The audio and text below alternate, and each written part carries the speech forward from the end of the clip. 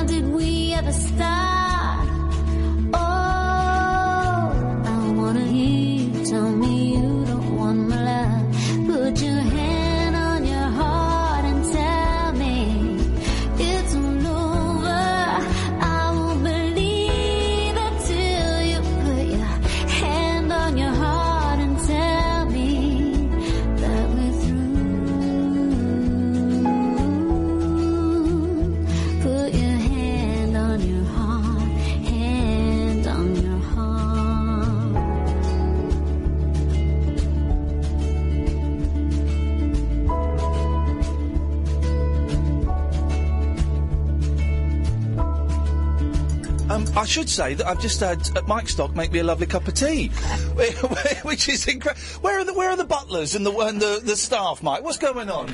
I'm my own staff, and you can't get the staff. That's the problem. We are in your well, you're just saying. Booth. This is the vocal booth, your new studio that's being built. Yeah. How long is this going to take to be up and running? Well, we're more or less up and running now. Right. Some of the decor's not quite finished. I moved here 6 weeks ago. I've left my own studio behind. It took me years to get that operating, and then the developers moved in. So I've moved here, maybe a couple of months now, and just started work converting the outbuildings here. And in a week's time, I'm going to be starting my next project. Really? So, yeah. Are you allowed to say what the next project is?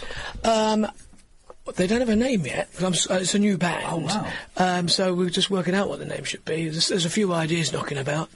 But I'll also be working with The Fizz again in January. Who's starting a new album for Are you next doing a year. second one with them? I am, yeah. Cause Oh, look, mate, the last album, the new one, the F to Z, I think it's just brilliant. And I was just saying to you, we had them on the show last week, and I went and saw them as they were rehearsing, and I went in and they had the earpieces in, so I couldn't hear the music, and I heard them singing a cappella, and it was incredible. Yeah. They're great.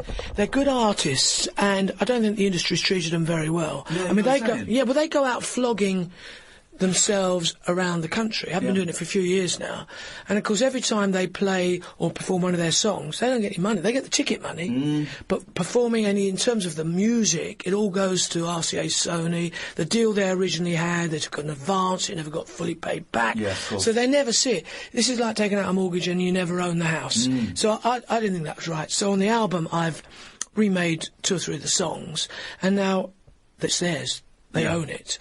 So when they play them and sing them, they get the money. If they sell them at the record... It's a common thing as well. I remember Squeeze don't own their early songs because of a management deal, so they re-recorded, like you did, re-recorded all the hits. Yeah, well, I think Status Quo, another example. Yeah. Well, the way the industry was... Well, in the 80s, when they started, it was better. But back in the 60s and 70s, that was just evil. But, things have changed. Well, again, the Kinks and I'm a big Kinks fan. That's another one who just... I think they might have got the rights now, but for a long time they didn't, to the hits. It's bizarre. It's very bizarre. And I hear McCartney screaming about Michael Jackson bought his publishing. And you think, what? How can that possibly be? You're Paul McCartney. Well, speaking of Paul McCartney, listen, I'm a huge fan, okay, so if you're waiting for the joke, the sucker punch, there's none. I was a very strange teenager in the 80s. I was obsessed with the Monkees and the Beach Boys, and you guys. I loved you guys, and I totally bought into the Jason Donovan pop phenomenon thing. But knowing I was coming here, I've been rediscovering loads of old videos. And boy, oh boy, that Let It Be Ferry Aid, that stands the test of time. Well, you know, we've done a few. I've done quite a lot of the charity things, and it's. But I always try and make the best record I can, and we did the Band-Aid one as well. But that's been written out, airbrushed out, of course, because there's been subsequent versions which have been appalling, just appalling. Yeah. The original was okay, a bit rough edged. We did a better polished version, to be honest. But for some reason, nobody wants. You know, at Christmas it's going to come out again. You know, so but the Ferry Aid one with. And Paul, gave us a hand and gave the thumbs up. Am I right? Literally gave the thumbs up in the video. Am I right that one nerdy question? It's the original 1970 Let It Be vocal from him, or did he re-record a new vocal? No. We that's where we started. We were quite. Matt Aitken and I were in the studio a lot, and we were quite ingenious about some of the things we did. Yeah. I mean, it doesn't sound that amazing now, but in 1986 was that we sampled. George Martin got from EMI the original Paul McCartney vocal. Wow. And you hear George Martin say, OK, Paul, take 32. And off he goes. But, of course, back then the piano was tuned to 438. Of course, yes. Under concert pitch is 440. And we, with our Japanese equipment, were at 442. So we had a bit of trouble tuning up, but we managed to speed up a bit here, slow down a bit there, and we chopped up the vocal so we could get it in time with our version. But it's the original vocal, but with a bit of doctrine going on. A bit. Yeah. Incredible list on Kate Bush pops up at the end. I mean, it's an amazing. We played it a few times on the show because we played it first of all without the video, trying to guess who was doing all the vocals, and then we did it again. But it's an amazing lineup, and it really does sound good now. Yeah. I think we had. You see, the thing about modern recording is, it started back then with synthesizers and such like. You kind of lost the original sounds that the recordings had in the 60s and 70s, because that would be a piano, bass, drums and guitars, instruments, and if you brought an orchestra in, they were all real players. Starting in the 80s, it became synthesized stuff, and going further on, it became digitized samples. So I hear lots of records today which they don't sound clarity, they don't have punch, there's no sort of immediacy. You can't feel the air move, and people hear it on buds in their little ears, and when you stand in front of a full set of speakers, as they used to monitor in studios, the air moves, and that's when it gets you, that's when it punches you. You lose that these days, and so I've seen most modern recordings lack that fidelity. A lot of it as well is, I mean, the movement from vinyl to CD, you lost a bit of it, but then from CD to MP3, it's all compressed and it's a tiny little thing. Well, I work in a studio unusually at 96k. Most people are at 48 or something in digital studios, but of course we're working at the best possible quality. But as soon as it goes onto CD, you're down to 16-bit. As soon as you get it on the radio, they've topped the top off, and Apple reduce it even further. So everyone hears it in that way, but we make it the best possible way. If you could hear our stuff in the studio, you'd tell the difference. Well, I'm surprised. I'm slightly surprised that you're still busy. Because when I saw your name associated with the Fizz, and it's a great record. It's a great pop record. Because you've made a couple of quid. You had a few hits. Why are you still doing it? What is driving you now? Oh, you don't stop, do you? It's one of those things. I bet if you asked Harry Kane, he can't envisage himself stopping, but he knows he's going to have to. I always think, I talked to one of Paul McCartney's solicitors a while back, and he was saying, the difficulty when you're Paul, you're writing for yourself most of the time. So you can't write about teenage love. I can keep, as long as I'm writing for other people, I'll write about teenage love. You can still be a kid yourself. Yeah, exactly, and I still am in lots of ways with music. When I hear a chord structure that I've only heard 100 times before, I'm totally excited. But normally the stuff that I hear is so hackneyed, and when you listen to the Fizz album, listen to a couple of the tracks, and most of the guys that are in the industry will go, hey, that's good. That's an interesting structure there. We've never heard that before. I've heard that too many times, How do you keep coming up with with stuff to keep you entertained then? New things all the time? No, I don't work on my own. Right. Ian, I've got, actually my son's come into the business and he's in his 20s. The last artist I was doing was a 16-year-old girl. Right. So I've got all these people around me telling me what they think's good and how they like to do it. And so I'm kept in check. I suppose If I had my way, the album I'd make now would be a piano, bass, and a little string quartet, and somebody singing classic, I don't know, Rodgers and Hammerstein, Cole Porter, or something like that. I don't know. How did you get into it? What was 12-year-old Mike Stock doing and listening to? I was, oh God, you know, it sounds so awful when people say this. When I look back at the photos, we were quite, a poor family. We didn't have anything. I went to secondary modern, and I had a football. I used to play football every minute God gave me out in the garden. I wrecked the garden fence, smashed a few windows. Because I was bored to tears. My brother went to grammar school, fortunately, and he got music lessons, and so a piano turned up in the house. But there were 5 of us, a dog and a budgie, and 2 parents living in 3 bedrooms. So there was no real room. So I had to wait for my mum and dad to go out, and I would thump the piano. Really? So I picked up guitar. I picked up the piano. I taught myself. I don't read music or anything. Played sport. I played football for school. I played cricket for school, and so I was fit and young and enthusiastic. But I absolutely loved every pop. So I was born in 51. 52, the charts began. Yeah. So I've got them all in my head. All that chart history, all the number ones and all the big hits, they're there. They're in my soul, they're in my heart. And was there a group sort of in I guess in the 60s that you were obsessed with? Was it the Beatles? I mean, that's the obvious one. The Beatles, I was obsessed with the Beatles because no one had said to me up until that point that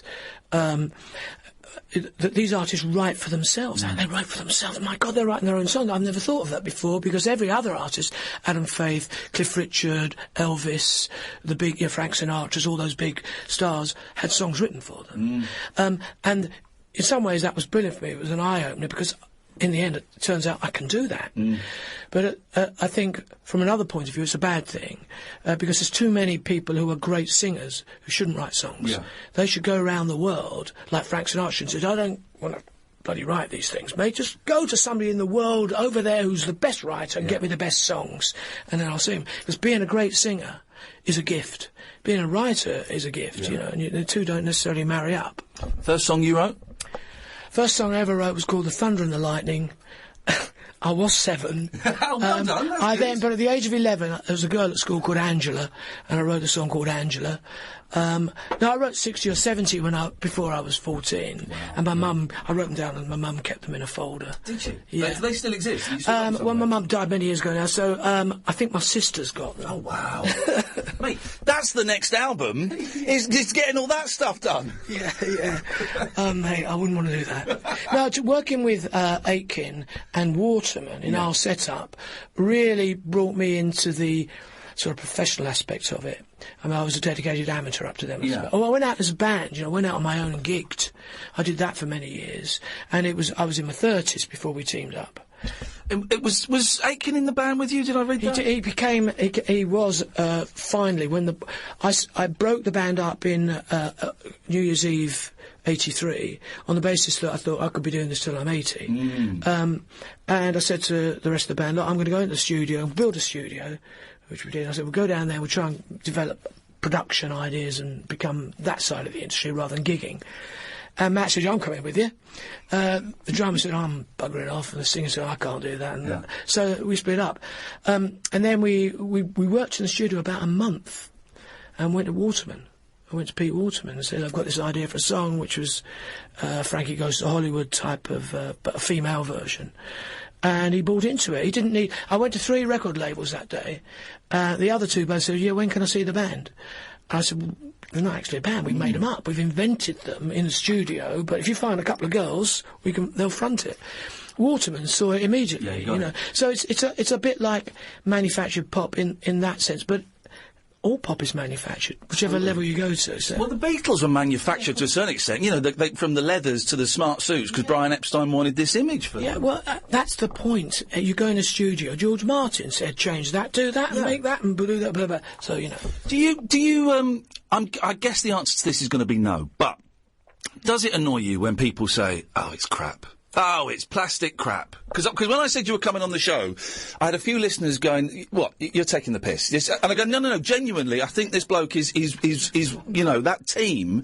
They were the white British Motown of the '80s, and got into some big arguments with people. Does it annoy you? You've got a beautiful place here, so I'm guessing perhaps it doesn't." No, it does. Yeah. Does it? It does annoy me. What I want to do is put them right, and I can't because there's too many of them. You're never going to be able to. No, so it'll be my lifelong quest. I'd like to sit and talk to individuals who come up and say, I've had a few today on Twitter. I look at them and they just say stuff they don't know and don't understand. And I understand the difference between pop music that I did and that I loved and that I do now is mainly liked by gay men, women, but the guys that want music to be like a badge of honour or some form of a structured male, as an extension of themselves, will never buy into that. And ours are emotional. I've seen people crying, weeping. I cry at pop music and stuff when it's sad songs in film. I'm terrible at it. Yeah. But so it reaches me. It doesn't really reach some of the guys that way, and they will never accept it. I also think it's demeaning to the millions of girls and the young gay guys and straight guys. I was a straight guy, you know.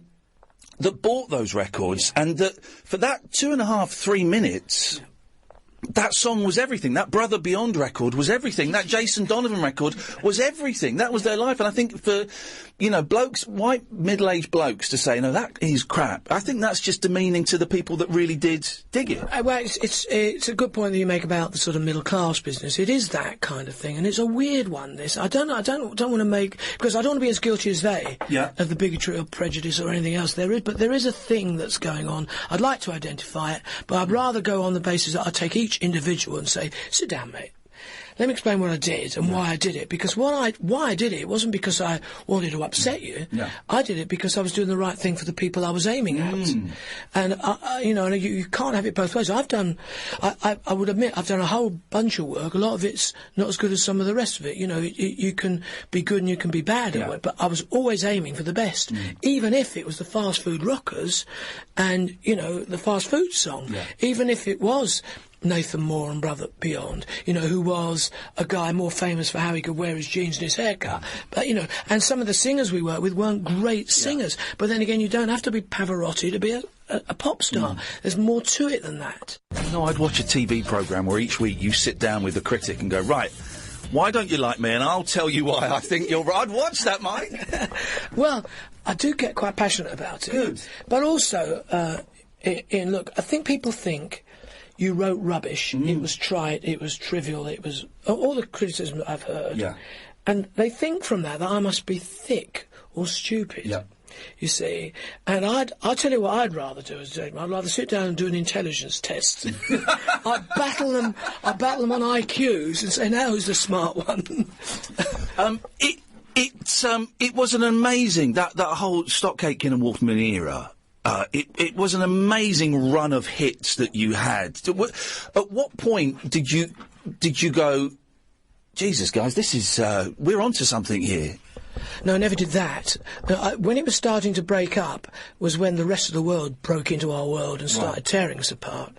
And Matt was the first to go, and then Waterman went off and did TV shows and everything else. And the studios where we had built up our team and the cohesion was fracturing. When you say the world was tearing you apart, you mean the criticism, or people were copying you? No, by 1991, the poll tax riots happened, and sort of the world changed. Suddenly your records like Acid and everyone was on ecstasy, and you're trying to make records for people who weren't present in their full capacity as human beings. They were all over the place. And that didn't work, and then the trendy DJs who had grown up through the 80s, loving our music, suddenly start to be in positions in record labels where they're making decisions on an A&R level. And they never buy records. Just ask your next A&R man you ever meet, what was the last record you bought? You probably can't remember. Because he was probably at the university being part of the Students' Union there, being the entertainment officer, and he'd be getting presents from everybody. He wouldn't buy records. You ask the girls... or some of the guys that liked what we did, and they'll tell you the last record they bought, the first record they bought. They like records, they like buying stuff, and they invest in them. These guys just get them for nothing. So I got very annoyed in the 90s when suddenly the people that were our friends turned against us. Capital Radio refused to pay us. We were all over Capital Radio for a time. But the industry, I had battles myself with them because I walked into the chairman of the BPI and he said to me, we're not going to allow you in the 90s to do to us what you did in the 80s. We're not going to let you.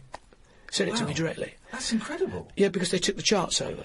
Yeah. They owned, up until then, Gallup or BRMB, one of the Millward Brown, one of the data collecting agencies, independently compiled the charts from sales data they'd get from Woolworths or wherever. Slowly, as the industry declined, Woolworths went bankrupt, and that was a great sounding post, for people to find what are people buying. They're going into Woolworths and ordering this. So the industry suddenly took control over the retail and control of the data. They set up their own company called Chart Information Network. They did a deal with Millward Brown, and then the information that compiled the chart belonged to them. And they would release it for a fee to the BBC and to whoever else. But it became a work of fiction. It was always slightly fictional. Yeah, of course. But it became totally in their power to say who was number 1 and who was number 5. Isn't that... And why were they doing that? Just because they were pissed off with you for being so successful? Were you? Be honest. Were the three of you a bit arrogant? Was there some of that going on? Well, but I think Waterman said a few things to them, and I suppose we all got a bit. I don't know. Maybe arrogance is the right word. I'm not. I don't know. You call me anything you like. I don't care. I don't know. Maybe I was. No, of course not. Maybe I was.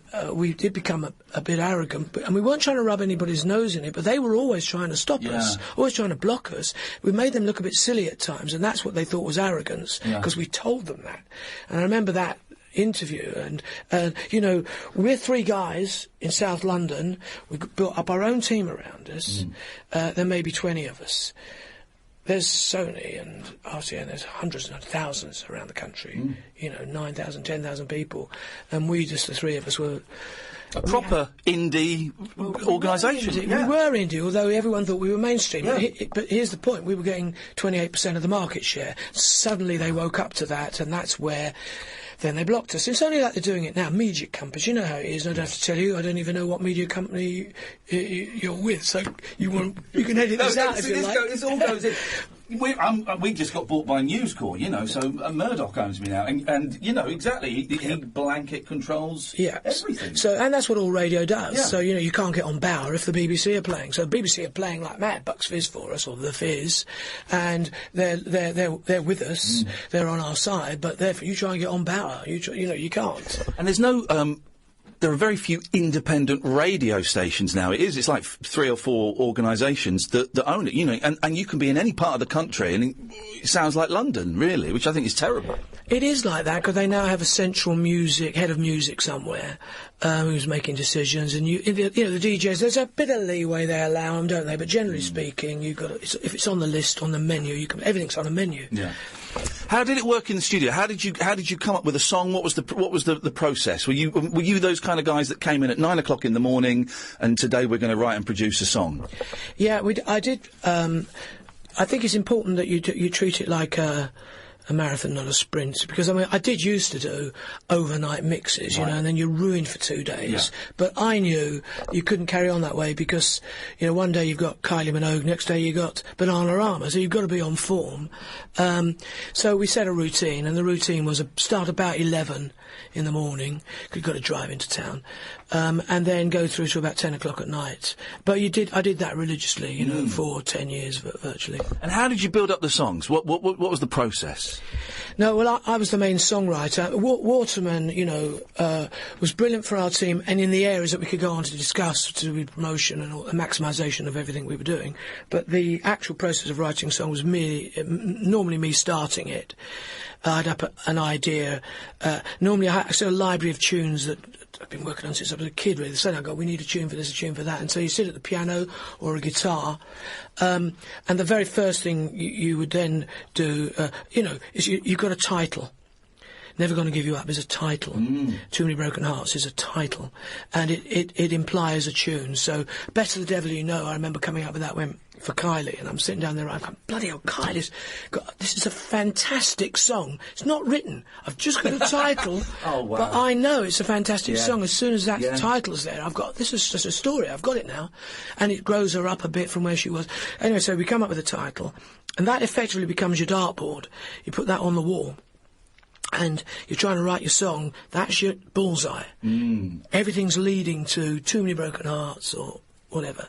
And if you don't do that, you can chuck your darts, but you'll just hit the wall, and then your point becomes blunt. Yeah. So you know when you got the bullseye.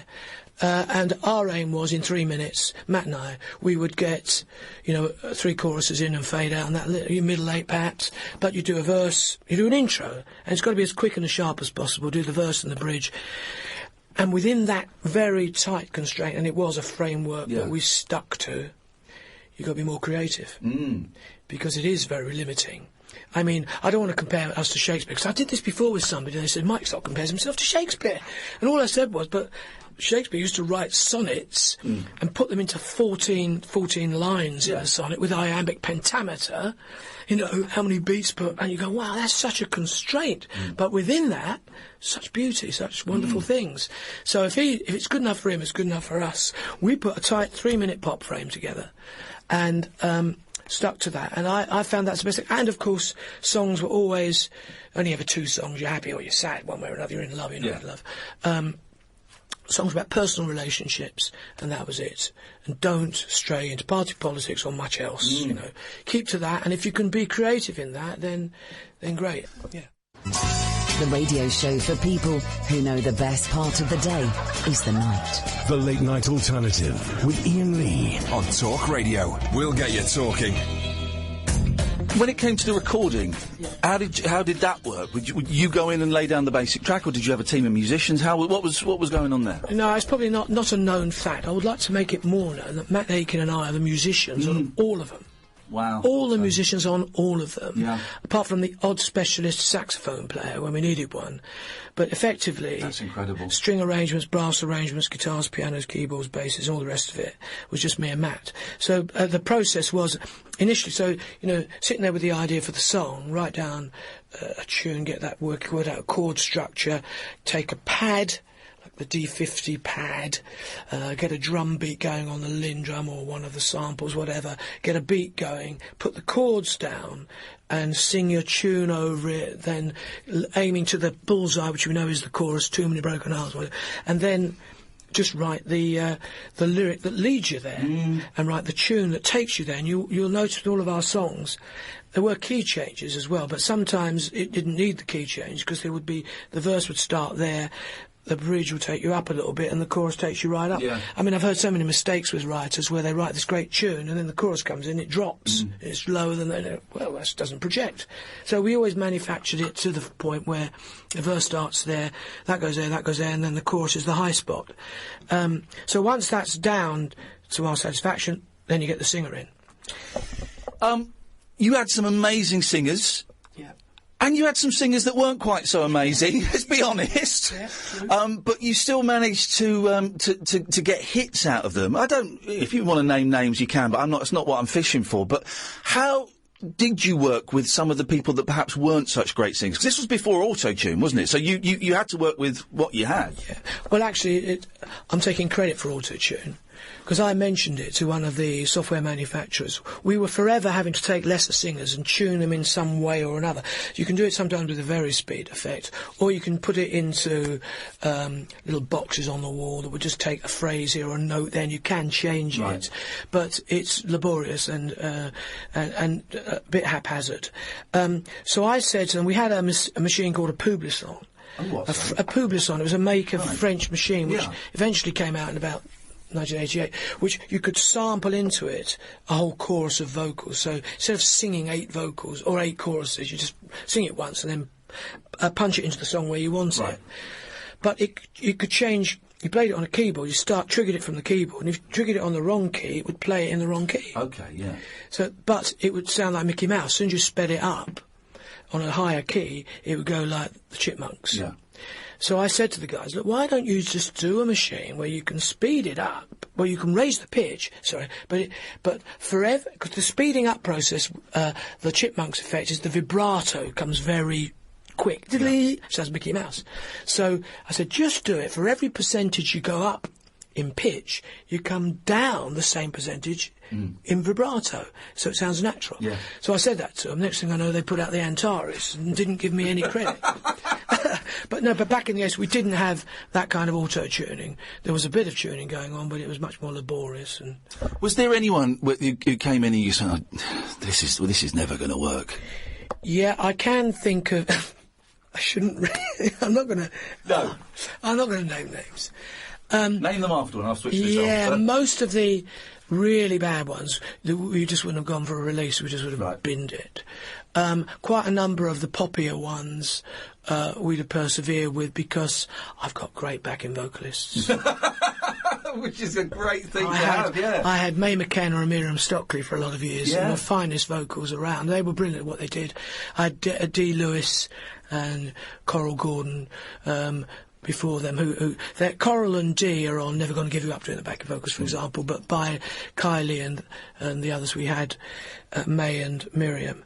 And I just knew if there was a problem with the lead vocal, they'll step in and cover it up. And I covered up a few.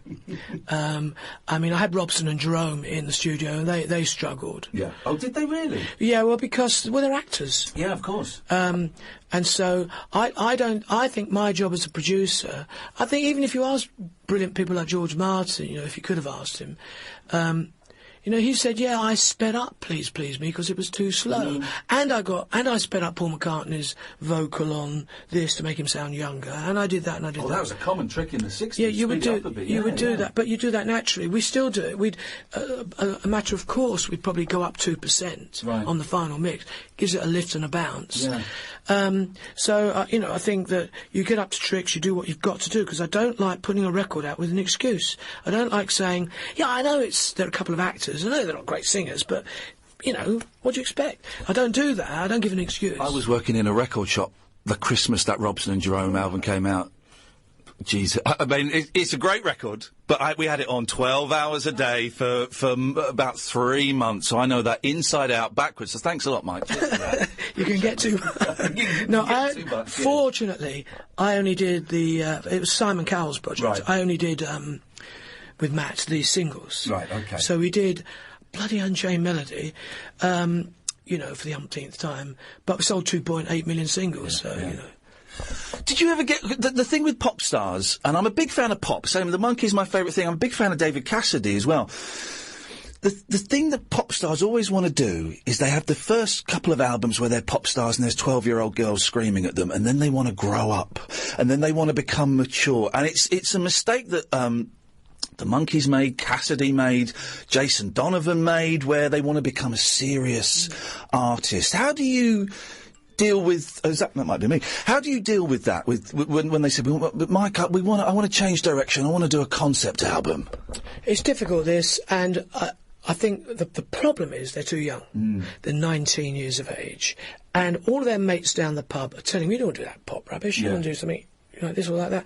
And Bananarama used to come into us with that, and their mates down the pub didn't like Love in the First Degree, or thought I Heard a Rumour, or Venus is awful, you should be doing this. And when you start listening to your mates down the pub, that's when it goes wrong. I wish, if only God could give those young artists older heads. That's what I would have wished, because they could have stuck around a lot longer, a lot of them, not just Jason's fine anyway, he's doing what he does. And I remember we had the meeting with Lord Webber, about him going into Joseph. He wanted to be an actor. I bloody hated that, because you can't come back from that. Yeah. Not as a serious pop act. Yeah. But he goes out and tours now, so he's doing fine in that regard. Oh, people like, I did Shane Ward a couple of years ago, because he got a raw deal with the X Factor. He won the X Factor, had a couple of albums, got dumped, and but he came to me and said, "Can you do us an album?" And I got it all going, got the album, I got a track going, I got it into the charts, one thing and another, and thought, now what we do is put you on the road, Shane, because you're a great singer, and we do this and that. And he got offered Coronation Street. Yeah. And to me, a choice between being a soap star, being a rock star, a pop star. Yeah. You know, well, there's no choice. You don't mean you're going to be... Anyway, because you could do that when you're 50. Yeah. Was there any part of you that was jealous? Because you were in a band and you're making all these beautiful young people into superstars, selling millions of records. Was there a bit of you that kind of thought, oh, man, I wish that was me? I wish it had been me when I was 19, Yeah. but by the time I was making all those hits for those people, I was, getting on a bit, and I had a wife and family. In fact, it was having my first kid that kind of got me a bit serious about it. I thought, oh, mate, I've got to stop the gigs, I've got to raise a family, I've got to make sure we've got food in the mouths and all that. So I sort of thought I think I'm 32 at this point, I've got to knuckle down and be serious. But that's quite a punt, though, to go, right, this thing I've been doing for however many years, we're going to stop that, and I'm going to build a studio, I'm going to become a hit maker. That's a big gamble to have taken. Well, do you know what? I did have unshakable belief that I would be successful Good for you, in the music industry. I did. But I believe in a load of things. I believe in God. But, I believe in the world, I believe in human nature, I believe in goodness in people, I believe in a load of things that I shouldn't do, or I'm mad to. I believe that I could make it, if you made all the right effort. See, opportunity can hit you. My advice to everybody is, just be open to an opportunity. So as long as you've got some reasonable talent, at some point there's going to be a door open. You've got to take that, you've got to be through that door quickly. You've got to not only be through the door, you've got to take the hinges off, you've got to remove the frame. Yeah. You've got to be all the way through it. I say this to people because if you're sitting back and wait for success to reach you, it's not going to... You've got to go out and you've got to be open to the possibility. I have an open mind on nearly everything, I think. I'm probably too open. But when I'm writing a song, somebody asked me to explain that once in New Scientist, because there's this thing that goes on when I know I've got to write, and I won't write, if I know I'm working with an artist next week, I won't write till the day before for them. Right. I'll sit down the day and go, right, they're there, they are like this, the world is like that, I've got my antennae up, I'm going, what do I do? And I just put myself in the position and let something come in. I mean, that's the way to do it, I think. And it's current, and I'm permanently attuned to news headlines, or somebody says something on television. Somebody says something today and I wrote it down so as not to forget it. I've written it down because I've forgotten what it is now. This is always the point. I've written it down on my pad indoors. But it's there, and I'll go back to it in my iPad. I've got loads of sort of little snippets of things that come in. Yeah, and you can just dip in and out and see what's there. Yeah. For a fan of music growing up in the 60s, to then be working with McCartney, to work with Cliff Richard, I'd forgotten about the Cliff Richard track, to be working with these big stars, that must have been a real pinch-yourself moment. I loved working with Paul. McCartney was came in the studio because I did Ferrier, but he also did the record for Hillsborough. Of course, yes. And he came in for that. Yeah. And wanted to play on with the guitar, wanted to go in. I had to leave in the end because you got to finish this today. Yeah, but the funny about Cliff, Cliff will tell you this himself. Because we were getting all the critics slamming us, as you alluded to already. Yeah. Cliff himself, over the years, had got a lot of stick from being a born-again Christian. That seemed to be not very rock and roll to the press and media, and he was getting a lot of stick for that. And he came and worked with us, did one song with him, which was a hit and all that, and did pretty well. And he came back to us. I saw him. He asked us to go on stage at Wembley to do his 30 years in the business concert, which we just did a guest appearance. And he said to me at the end of it, "You can't believe," he said, "I've been a born-again Christian. The amount of people who used to give me a hard time over that." He said, "It's nothing compared to what I've got for working with you guys." Really? I mean, can you... That's incredible. Yeah. I remember it. I remember it was almost scandalous that he dared to. But he was always a pop star, and the thing about Cliff is, you go from Move It through to the stuff, Bachelor Boy and In the Country, through to the Wired for Sound. He's always moved with the times and done stuff that people are surprised by. No, he's great. He's one of the greats. I'm wondering if that's actually my iPad. Maybe it is. Cause I think I switched mine off, but I'm going to double check because I'm a professional. I'm quite happy. So it doesn't matter. It doesn't matter. You out the bloody room. Don't you worry. I'm going to stick it out here. Okay. No one will hear it. That doesn't matter. Sure. But he's always confounded the critics, and I've never quite understood. I mean, he's done some ropey songs, but he's also done some classics. Anyone who's been in the business for 50 years has done some ropey songs. You do. Yeah, and I mean, I appreciate his history, and when I worked with him, that's what I was doing. I was appreciating his history, and like I was saying for Antenna out there. So the day before he comes in, I'm thinking, oh, what do I do here? What do I do here? And I listened to Wired for Sound, the song you mentioned, because that's a great little pop song. Yeah. And power from the needle to the... where's he pitched that? And I've got on the keyboard. Oh, he's up here. Power from... So he can hit that note then. I thought, great. So I'll write my song and make sure there's no note higher than that, so he feels comfortable with it.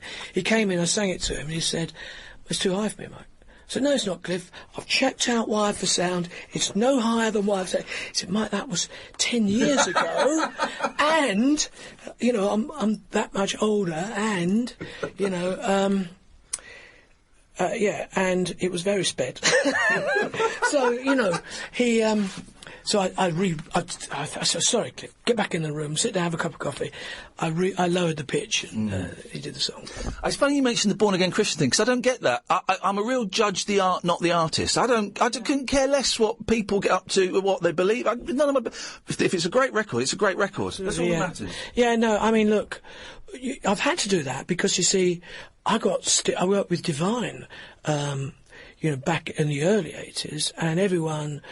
You know, the world was split then between this is just appalling, and so Divine went on Top of the Pops, and that's a unique voice that Divine has got. You think you're a man? Well, they got me to do it again. I got him to sing quite well, but the record company said, no, it doesn't sound like Divine. You've got to bring him back in the studio and make it sound awful. Rough it up. Which is the first time anyone's told me to do that, make a singer sound bad. But so we got lots of moral indignation from certain quarters on that one. But it didn't bother me at all. And I met him in Germany when he was in his civvies, and I did a song out there with him. He was in Munich. I've got a picture of him and me. He's got my arm around me. He's like your uncle, you know, a nice bloke. He's just a normal guy. All the stuff that you're supposed to find, the outrageous, it's all publicity jobs, nonsense. So I don't take anything I read about anybody seriously. No. Was there a flop you had that you look back and you just scratch your head and think that should have been massive? Why didn't that one take? Yeah, there are quite a number. We weren't as there's quite the only ones most people remember the ones that weren't big enough hits for them to remember. There's just as many that didn't. But a lot of the time we got stuck at number 41 in the chart. Now back then the top 40 was important because if it got into that, you might get a Top of the Pops, you might get some Radio 1 play, you might get some promotion. Outside the 40, they weren't interested. And we were at 41 too many times to be a coincidence. Right, okay. But this was the way the industry worked, you know. They were trying to block us. And I don't blame them. They were trying to protect their world. But, the way... I don't know, what do you say? It should be a free market. No, there's no hit that I know, and particularly these days, when you look at that, you go, why is that number one? Why has Despacito done 55 billion downloads or some ridiculous, or YouTube clicks? It's a ridiculous number. It's just an invention. I mean, I know they got hauled over the coals for it. Justin Bieber had managed to get 2.5 billion clicks overnight on one of his own. They go, that's impossible. Yeah. You know, not that many people in the world with YouTube. So, then they pulled all the songs down. The industry got wrapped over the knuckles. So you're talking about clicks. Jack Good, the TV producer who did... I can't remember, 6-5 special, and then did a few shows in the States. You know, he died this week. I think about 90 or something. And I was just thinking, there's no kind of Top of the Pops Thursday night, 7th. There's nothing where everyone gets together and sees what's going on. It's all on YouTube. It's all over the place. Well, yeah, no, it's absolutely right. And the question is, why not? Well, I'll tell you why not, if you want me to tell you. I do want to know. The BBC f***ed up Top of the Pops. Through the industry, they shot themselves in the foot. Suddenly, on Top of the Pops, they're allowing album tracks. And then they're allowing... We're going to support this week Manchester Street Preachers, and they're going to have 2 songs on Top of the Pops that weren't even singles. So you get... People are going, well, why are they on Top? I don't even like them. The only reason I watch Top of the Pops is because I hope the record I bought is on Top of the Pops. The one reflects the way the public responded to it. So Top of the Pops used to be or claimed to be a reflection of what people were buying. And you could only be on top of the pops if you went in the chart high enough and you were going up the charts. Yeah. As soon as you start to drop, they wouldn't play you. So there were rules. They flouted all those rules, opened the door to the industry saying, can we pay to have our band on? Can we do that? And then you lose the market. You lose how do you tell what the market wants? And then you get so Woolworths used to be a sounding board, and then Woolworths lost the plot because they had Entertainment UK, which is the buying wing for the, and then the industry was buying up all the shelf space, so you couldn't get your record on the shelf even if you wanted. So as soon as you manipulate it so tightly, you strangle it, and it just went down and down and down. So Top of the Pops lost its audience. They moved it to BBC Two. They changed the name, tried to rebrand it, did all sorts of things, but they had done it themselves. Yeah. It's brilliant, this. So how they're going to bring it back is frightening. It's frightening to the record industry. Because if you really open it all up to the record that people are actually buying gets reflected on Top of the Pops, which goes to an audience of 6 million, 10 million, they don't want that. Yeah, of course not. Unless they open the door properly. And they'd be better off doing it. I mean, Waterman used to say years ago, I've said it so many times, it's just pop music. Just let it go. Yeah. Let it happen and respond to what they want and make more like it. You know, we used to have the thing, if we had a hit with Kylie, Rocky 1, we'd make Rocky 2 and Rocky 3. If they, Rocky 6, we're fed up with it. OK, we won't do another Rocky 7.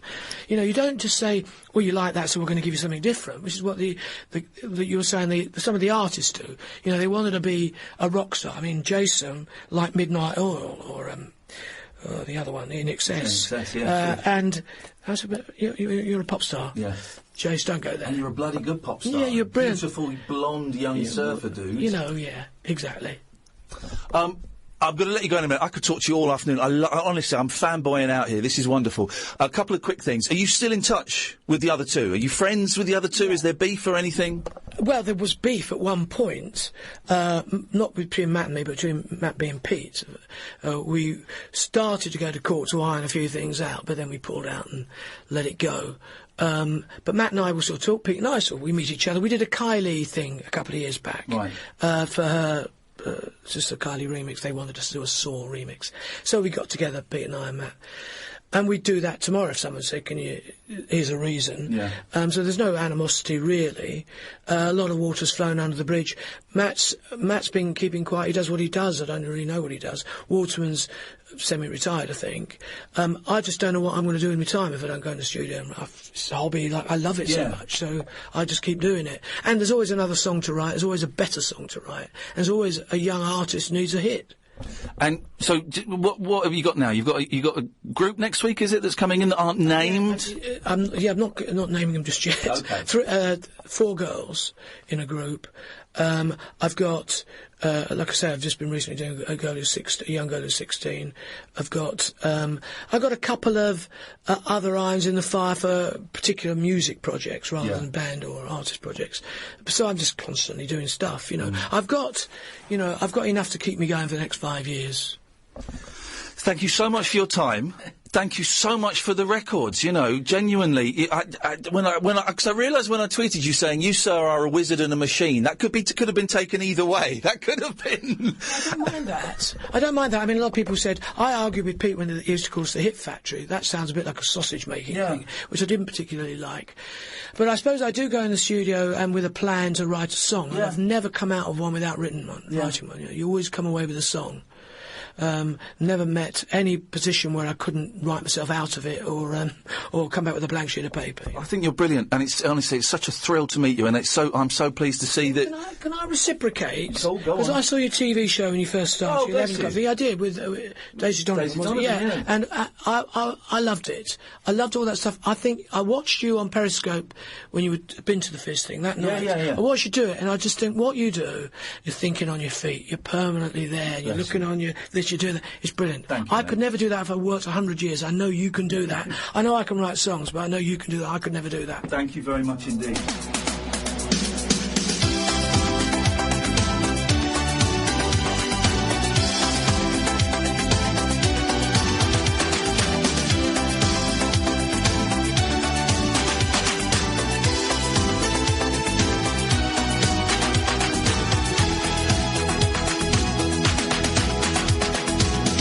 What would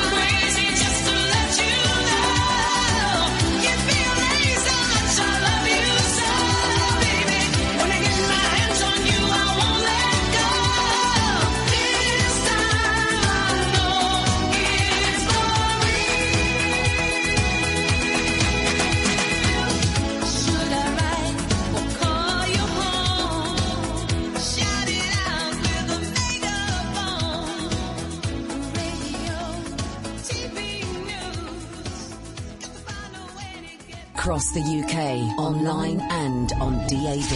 Take a far-out trip into the twilight zone of late-night radio with Iain Unmissable late-night radio with the original king of unconventional conversation. Make contact with Iain Lee. The Late Night Alternative with Iain Lee on Talk Radio. Here we go, live at 2 minutes past 11 on Friday, the whatever it is of September. Thank you to Mike Stock for that. I loved it, and so did a lot of you on Twitter. That'll be a podcast next week, so you can carry it around in your pockets. I was thrilled beyond belief. Got Robin Askwith coming up a bit later on. A little bit of problems with the phones. The Wi-Fi is well, the Wi-Fi here is crap anyway. I have no idea why we even bother with the Wi-Fi, but the Wi-Fi is down, and the phones are being a bit funny. So what we'll do, I thought, for this hour, is we will take calls straight to air, okay? And that should hopefully be okay. 0344 499 1000 is the telephone number. If you want to give us a call, don't swear, don't be libelous. There's a 7-second delay, and I have a dump button. Apart from that, you can come on and say anything you want. Line 1, you're on the wireless. I think I broke my wrist. Sorry? I think I broke my wrist. Oh. Yeah, is it? All right. Broke my wrist. Are you dying? Yeah. You're dying? That's called arthritis. Well, it's. I'd like to say it's been a pleasure knowing you, Jerry, but I don't want to lie to a dying man. It's been a pleasure meeting you, Mr. Lee. Well, I'll see you in the next life, except there isn't one. Let's go to line number 2. Line number 2, you're on the wireless. Nope, okay, you're not there. Let's go to line number 3. Line number 3, you're on the wireless. Hello. Hello, line 3, you're on the wireless. Hello. Hello, can you hear me? Yes, I can hear you. Well, you're on the wireless. Yeah, I've got an idea for a new TV series. Beautiful! This is what we need! Yeah, it's a reimagining of Mork and Mindy. Oh, yes. Called Nork and Mindy. I like it. Go on. It'll star, what's her name, who's seen Prince Harry? Yes, Meghan Markle's. She's Mindy. Yes. Nork is played by Kim Jong-un. Oh. And their son is played by George Galloway. It sounds perfect. I'm in. Let's make it happen. Let's go to line 4. 4, you're on the wireless. No? Okay. Let's go to line 5. Line 5, you're on the wireless. Okay, all right. It's going to be one of those nights, is it? Let's go to line 6. 6, you're on the wireless. The hell is this? Okay, I don't know what that is. Let's go to line 7. Oh, jeez, my ears! Right, the phones are... I'm going to close phone box, and I'm going to reopen phone box, and maybe that will get rid of what I believe they used to call in the olden days gremlins in the system. Gremlins in the... I'm not Jet Yup, I'm Iain Lee. There we go. 0344 499 1000 is the telephone number. If you want to give us a call, let's go to line 1. 1, you're on the wireless. Hello, line 1. Line 1 is not there. Let's go to line 2. Line 2, you're on the wireless. Este es un aviso importante para todos los ciudadanos. Manténganse dentro de sus casas, lejos de sus ventanas y puertas. What is this? Fuera del alcance de todo seres no humano. What the hell is that? The nut jobs are out in force today. Let's go to the other end. Let's go to line 10. 10, you're on the wireless. Hello, line 10. Jesus Christ. Let's try... Imagine, guys, a phone-in show where the phones don't work and the host hasn't got any material. Let's try line 2. No, that's that. Okay, let's try line 3. Right, okay, this is this is rubbish. I'll tell you what we'll do. Let's have an ad break. Tales of mystery and imagination on the radio show that does things differently. Dolly Parton, I listen to a record all day long. The Late Night Alternative with Iain Lee. I'm a nut job, but not that kind of nut job. On Talk Radio. Honest to God, it's the new Breaking Bad. Oh no! Do you know what the worst thing in the world is? When you're really hungry and you look over and you see there's a pret-a-manger bag and you look in there and it's empty. I believe a cocktease is the correct phrase. We'll try and take some more. We're having a few technical problems tonight, nothing to worry about, and we've rebooted the system. That should do it. Let's go to line number 1. Line number 1, you're on the wireless. That's not done it. Let's go to line number 2. Line number 2, you're on the wireless. No, that's that again. Let's go to line number 3. Line number 3, can you hear me? What is this? I can't... Hello? Okay, I can't...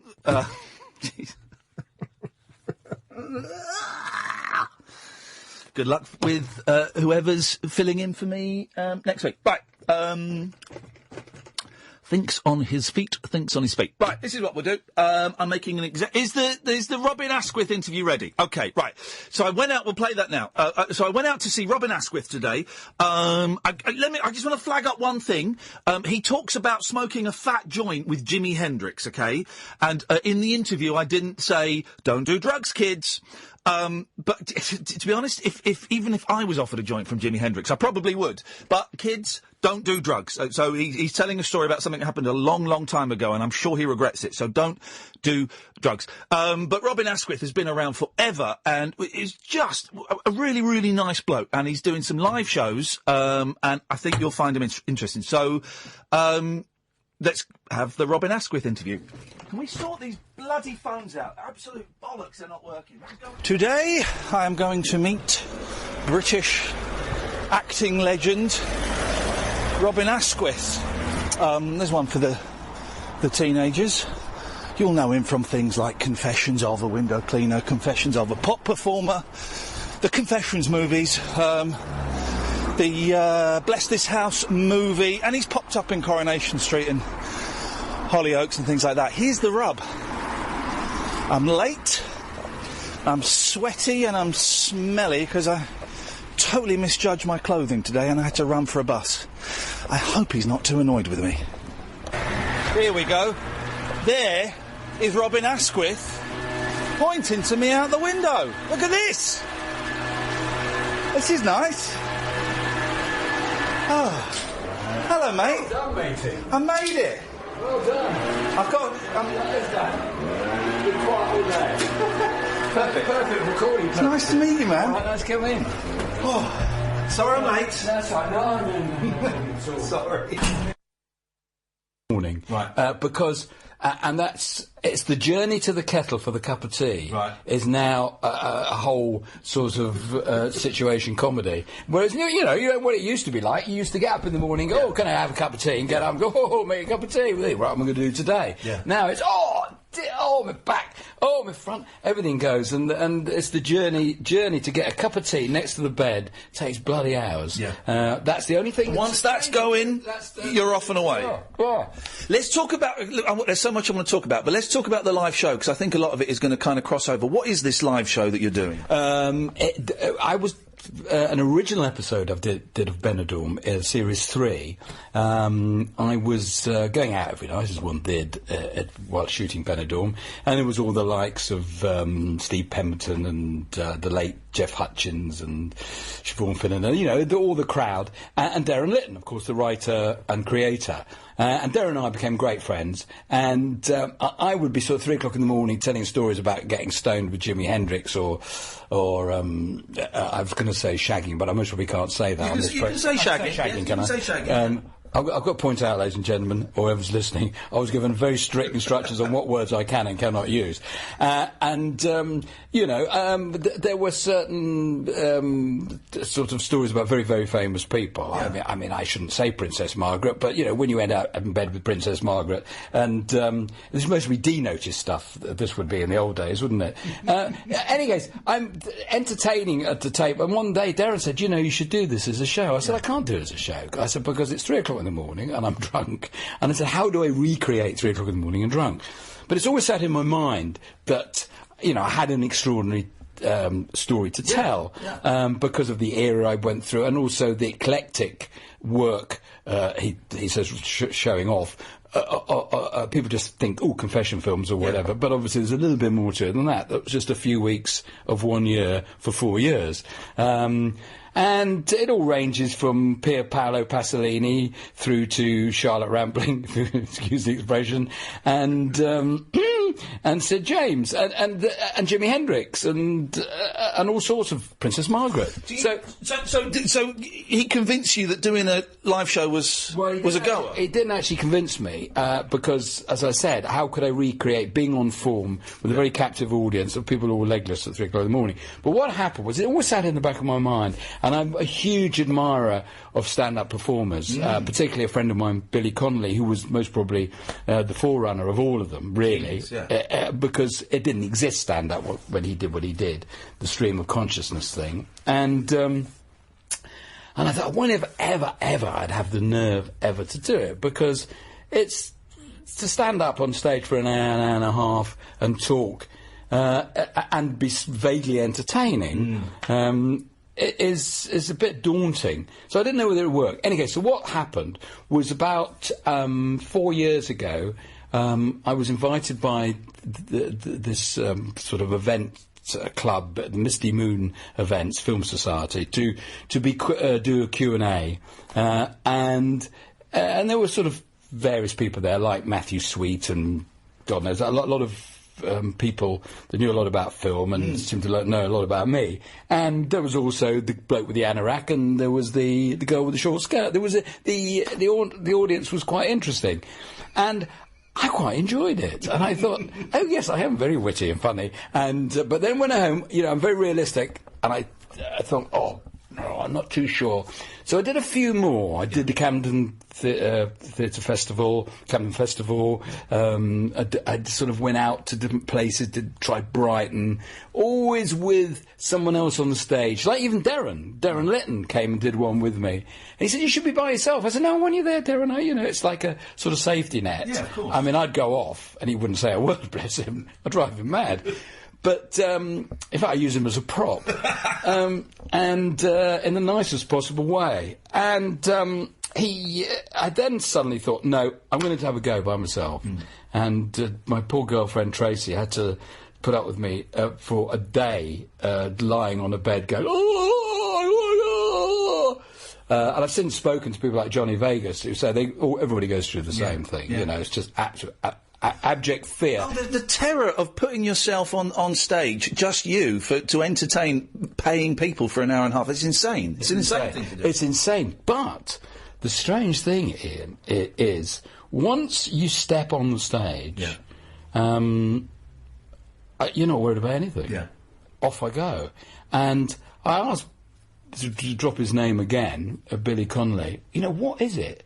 And I'm not comparing my talent to his, but I said, what is it? What actually happens? And he explained it as like a filing cabinet in your head, and it's there, and things slot into place. Yeah. But before you go on stage, you go, oh, what if nothing slots into place? But it does. It always does. It seems to. At the moment. It has so far. It has so far. And so I'm doing a full-on tour next year, but I'm just doing a few little tickles now. Right. I'm doing one in Oxford on the 6th of October, which is sold out. I'm doing one at the Phoenix Artists Club, which isn't sold out, which it will be after they hear me tonight. What date is that one? That's the 10th of October, Tuesday, at 9:15 at the Phoenix Artists Club. But you're doing a tour next year, because I want to come and see it. I want to come and have some of this. I may say, people like Darren Litton and Steve Edge and people just to lure you in will be at the gig. There's going to be quite a few Mickey takers there, and heckling is welcome. Oh, heckling is welcomed, of course it is. I heckle the audience.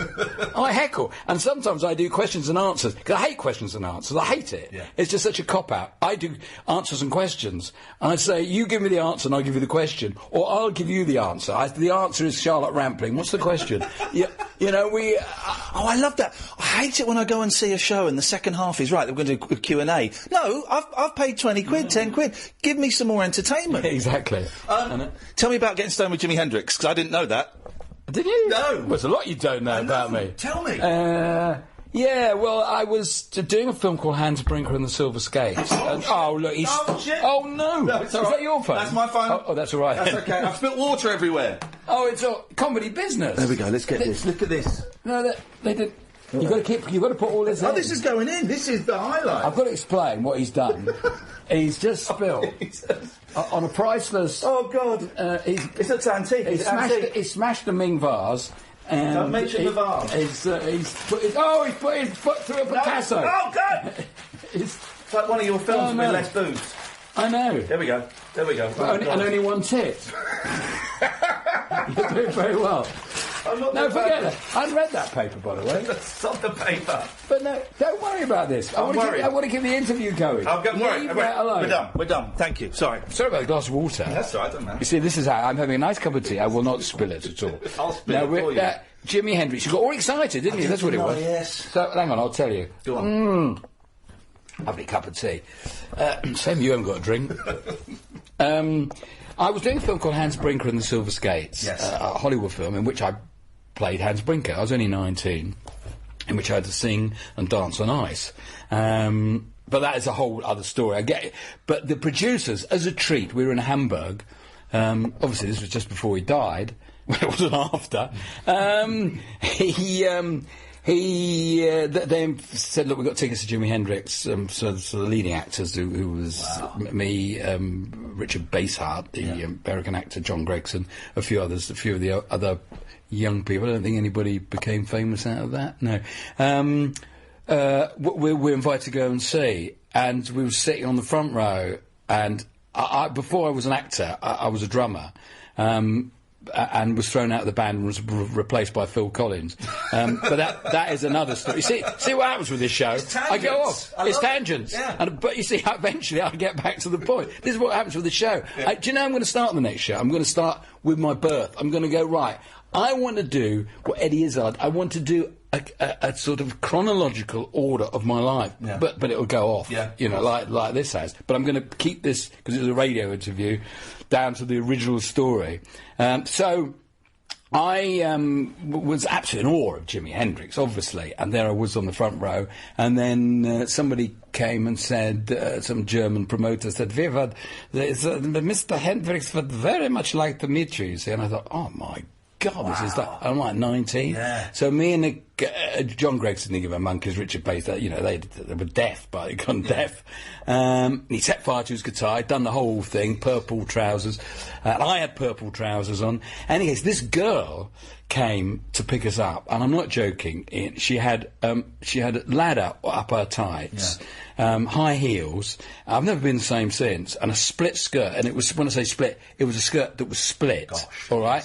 She had smoking a spliff, and had been slightly sick down her shirt, blouse. And I was absolutely drawn to this look. Wow. And it's affected my sex life to this day, because I found it absolutely exotic and erotic. Even the sick bit worked for you. Loved it. That was the sort of... It was the icing...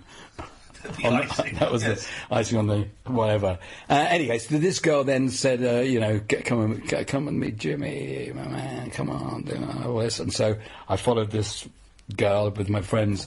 I fell in love with this girl. It was absolutely great. So he's gone, oh, hi, Mr. Brinkerman. He didn't know who I was. He knew I was starring in a film that was being Mr. Brinker, come in. And he sat cross-legged with huge, great big wide belt and with huge, great big Camberwell carrots, smoking. Hey, Mr. Brinkerman. No, I'd never smoked anything in my life. I was, believe it or not, very, very straight. I was a public school boy, and I was making a film trying to remember lines, and I was handed this huge spliff. Wow. I go, I got absolutely off my tits. Incredible. Yeah.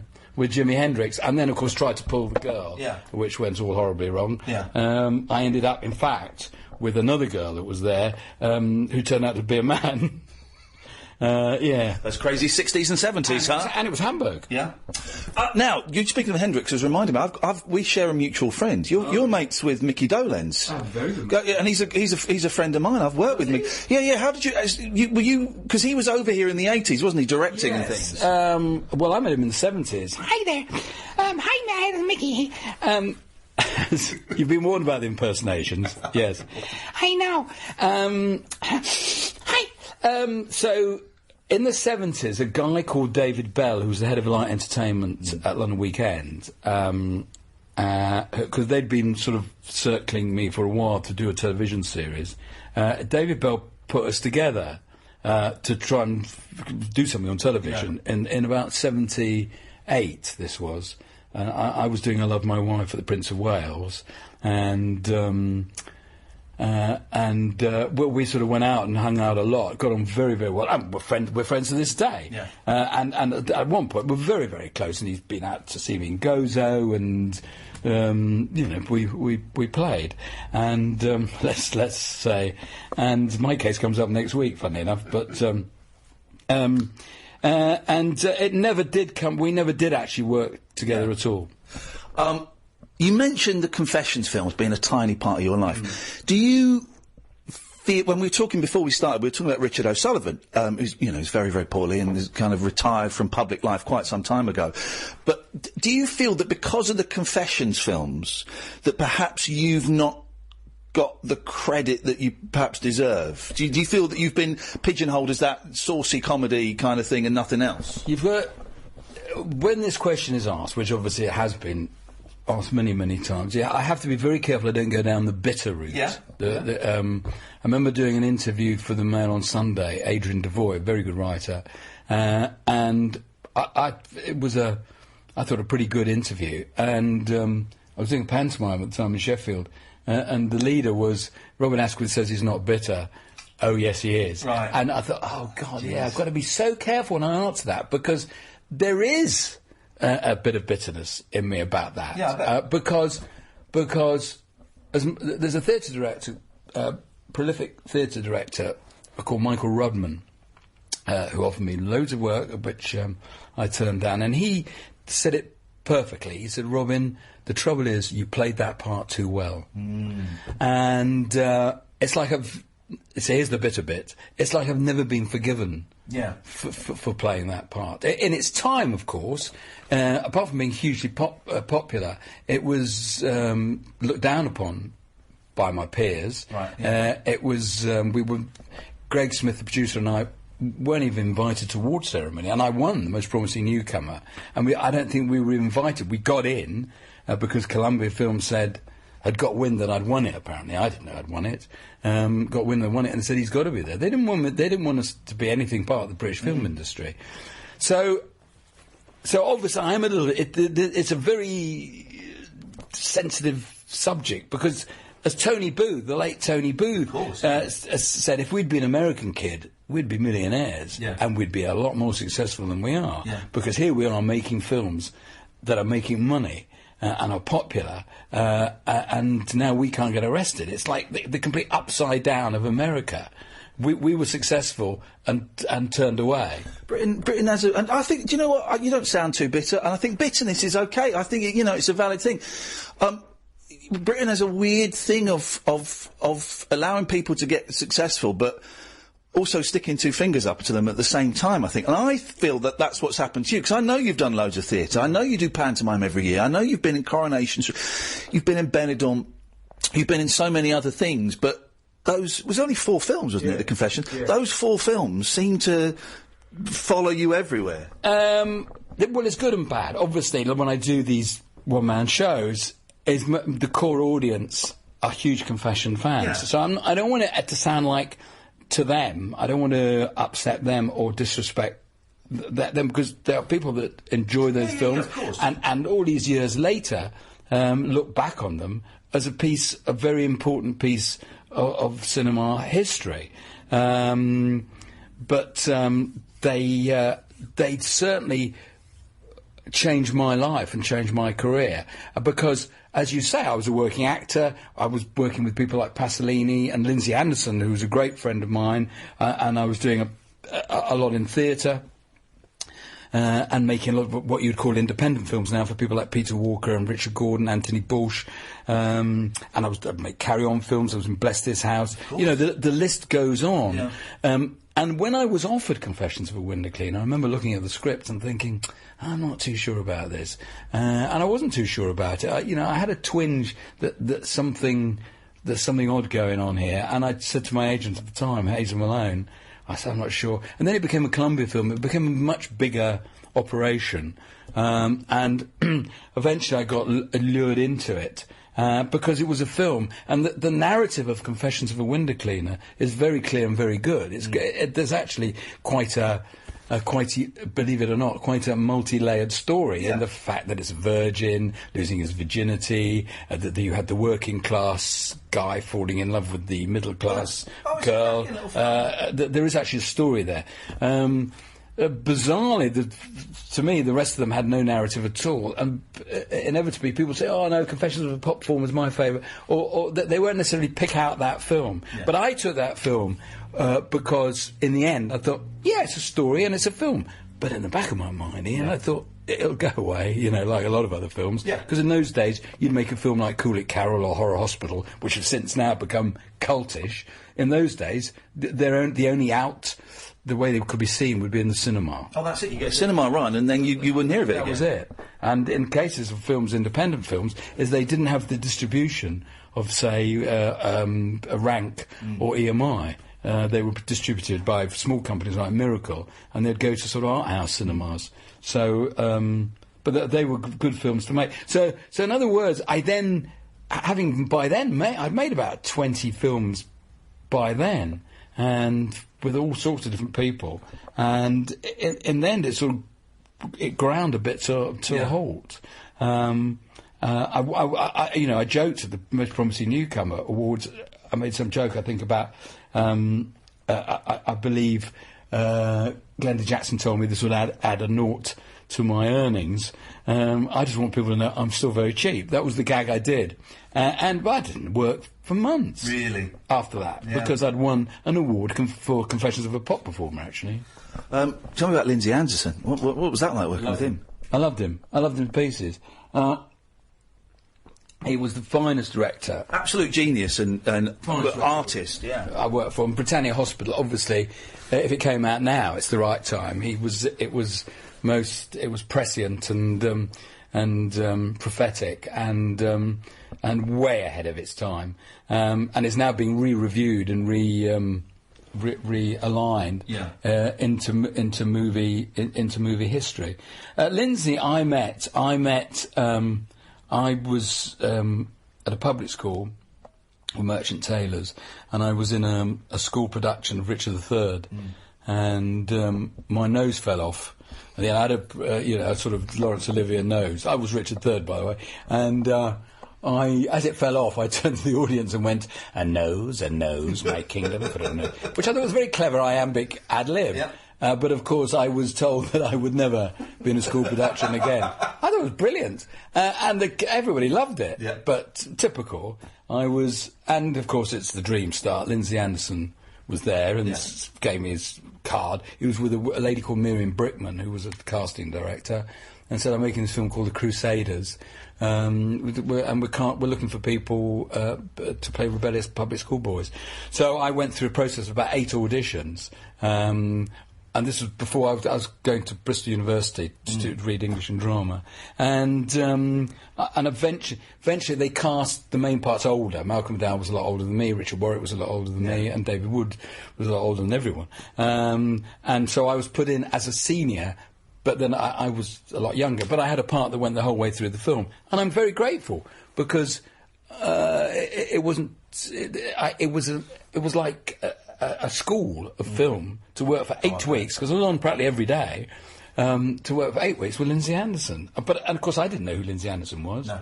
I mean, I did by the end of it, and I'd seen This Sporting Life and White Bus and some of his documentaries, and he took a liking to me, he took a liking to me, and he was my mentor, if you like, to the day he died. And and you'd find the good in everything, like Confessions of a Window Cleaner. I'd say, "Oh, Lindsay," when it came out. He said, "Well, Rob, I've just seen it in Poland." So he said, "It works in Poland." I don't know what that meant, but it was. I have my doubts about a lot of directors, but he's one that had complete control over me. And most probably my best screen performance is in Britannia Hospital. I mean, he was brilliant with me, because I would say things like, oh, I've got a great idea, Linz. And he'd go, can I just stop you there, Robin? I said, yeah. He said, you know when you say that? I said, yeah. He said, you don't know how my heart sinks. Brilliant. It's brilliant. And I go, no, but Linz, at the end of the day, it's dark. And was moving swiftly on. He put me down in front of everyone, and I loved it. He was a serious academic, a seriously bright man, way brighter than me, but took time out to he obviously saw something in me, and was always most encouraging. Even I did a pantomime. There's the Letters of Lindsay Anderson, a book, and some of the letters are backwards and forwards. I don't know how they got hold of the letters. Obviously, he made carbon copies. About me complaining, doing a pantomime with Ian Botham, who was a pal of mine, I may say, but it was quite an adventure, let's say, being on stage with Ian night after night. It was a bit like him batting with me at Lord's. Yeah. It's a struggle, perhaps. A bit of a struggle. Yeah. And sometimes included in my show are the Ian Botham stories. They're not for your radio show. And because you need to be on drugs, I think, to listen to them. But he was very sort of... he was very sweet in his letters about... He came out with the positives of doing theatre with Ian Botham, and he equated it with Brecht. Brilliant. I know. Very Brechtian. He sort of intellectualised being on stage with Ian Botham. Fantastic. How much fun was Coronation Street? I mean, that's like the Mike TV and Charlie and the Chocolate Factory, isn't it? Suddenly, you're inside the television. I know, it's crazy. Coronation Street, I remember the first episode. I'm from Lancashire, and I remember sitting in my granny's house watching on our little black and white television with the magnifying glass. Yeah. You're far too young to... No, I don't. My nan had that. With the magnifying glass, with the two straps on. Hers was on a stand, and it was like a big screen, and you would push it up in front of the screen. Oh no, ours was strapped. Ours was a strap-on. Oh, same. Yeah. Of course it was, Robin. Yeah, and nothing less. And a huge magnifying glass. And so I remember Coronation Street, and I lived with Coronation Street, like everyone else, through their whole lives. And I'd done a little bit in the 90s, because the director, Duncan Foster, who knew me, they were filming in Malta, and they lured me in to play, just do a little bit in one episode, and I thought that'd be it. So many years later, the casting director, Janet Hampson, had this thing about me playing this rock star part, and I was sailing at the time around Sicily, and I said, I can't get back to do a screen test. So I thought I'd lost the part. So what I did, I went into a Sicilian... it was like a photograph studio, but it was like I looked like one of those hostages, like one of those videos of send the money or I'll have my head chopped off. Just off yeah. It looked like I was begging for my life because it was a sort of dusty broken wall behind me, and I did this screen test, and then they said, look. It's just so good, Robin. But we can't give you the part. You've got to come back and do a screen test with Sue Johnson. So I thought, oh, Jesus Christ. So they sent me the 6 pages to learn, and then I flew back, and I did and I was shitting myself to do 6 pages with Sue Johnson, who is a fantastic actress. Yeah. And I just nailed it that day. I just nailed it. Sadly, the scene was never used because the original plot was completely different. Yeah. And for a whole reason of things, it didn't take off the way it was supposed to. The guy was supposed to crack up and fail and actually maybe stay a bit longer as a romantic interest with Sue Johnson. But Sue Johnson decided to leave the series. Philip Lowry left. Any storyline around my character had gone. So I saw my contract out. I did what I was always expected, but I would have loved to have stayed on. But I was Barbara Knox, Philip Lowry, Malcolm Hebden. He's a naughty man, Malcolm Hebden. Is he really? Oh, yes. Before a take, he'd say,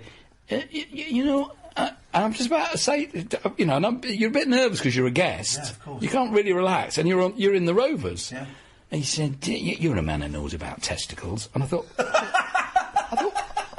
where the hell's this going? He said, mine are black. He said, and I need to know why I've got black testicles. Action! I said, well, no. I said, I can't speak now. I've just been asked by Malcolm about his black testicles.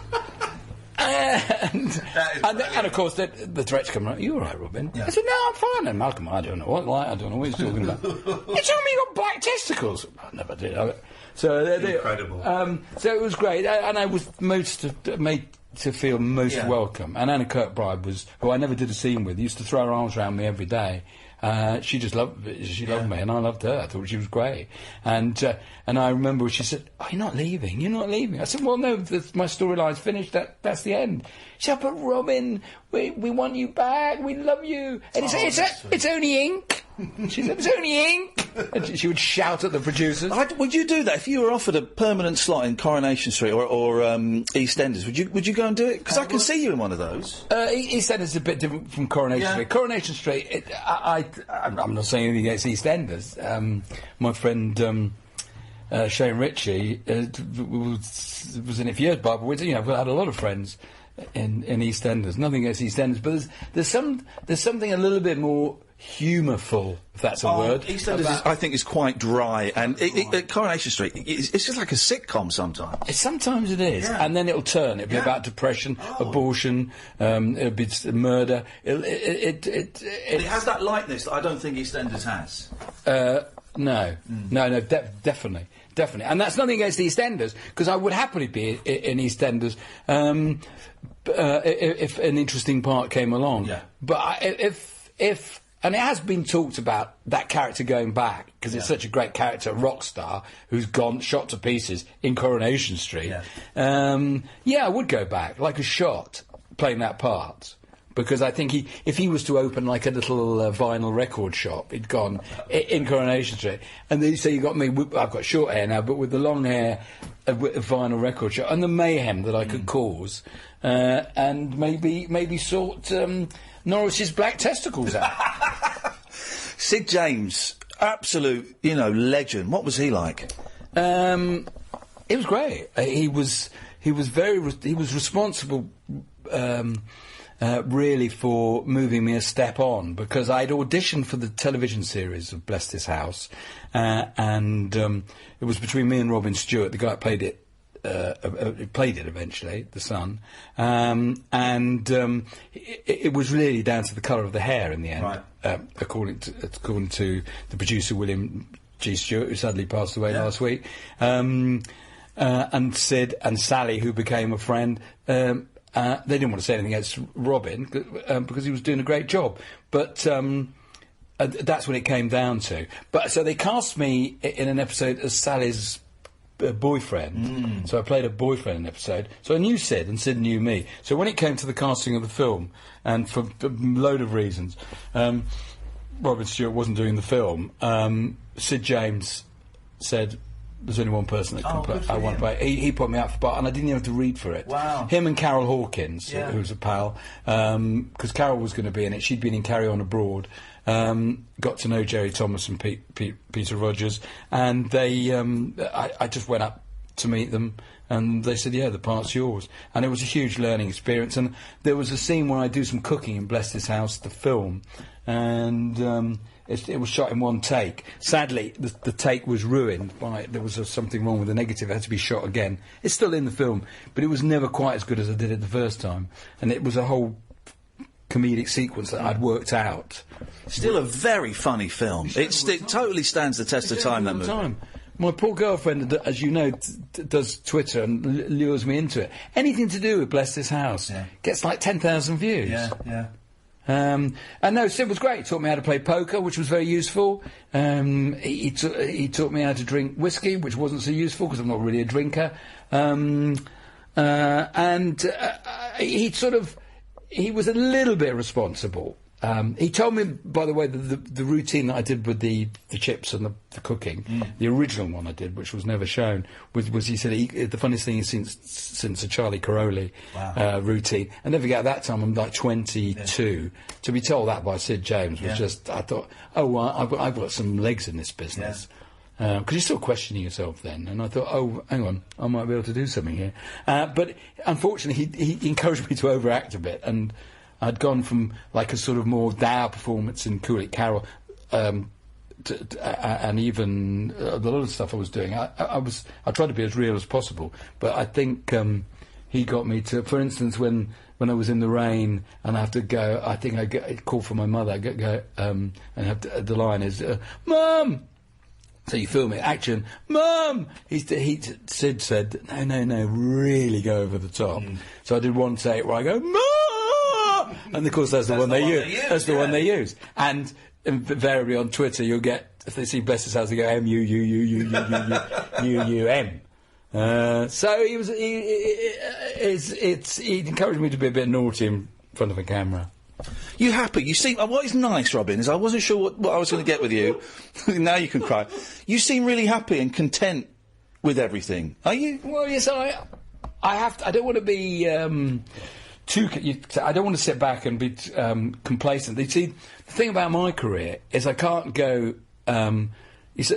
Nobody's really happy. Robert Lindsay, who is a friend of mine, who I think took all the right turns, you know. He went off to the Manchester Royal Exchange just at the right time. He made a series that was dreadful called Seconds Out about boxing that never really saw the light of day, and thought, I've got to get Citizen Smith, that was so good, I'm an actor, and he made all the right turns. I made a lot of wrong turns, so I'm not going to sit back and say, I've done this and done that, and it's all been marvellous. It's been an interesting journey, but I'm hopefully pragmatic enough to sit back and go, well, you know, it was quite interesting, really. But there's more work to do. I'm not saying this is. And your career was great, and I hope you enjoy your retirement. You've obviously got more stuff you want to do. I'm now.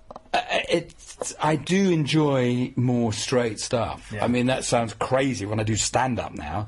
You know, I stand up for an hour and a half waffling to an audience, and there'll be people sitting there and well, I'm not too sure I'll go along and see that. Well, I don't blame you. I'm not sure I would. But it's a riot. These shows are a complete riot, and of course I do swear a bit. And it's have you read any of the reviews? Yeah. Great reviews. Yeah. I mean, suddenly I'm getting good reviews. I never used to get good reviews before, but now I stand on stage swearing and insulting, and somebody, George Layton, said it's just slander, Robin, and I slander him in particularly. You know, it's just I feel like it's rush of blood. I can't stop myself. But having doing that show.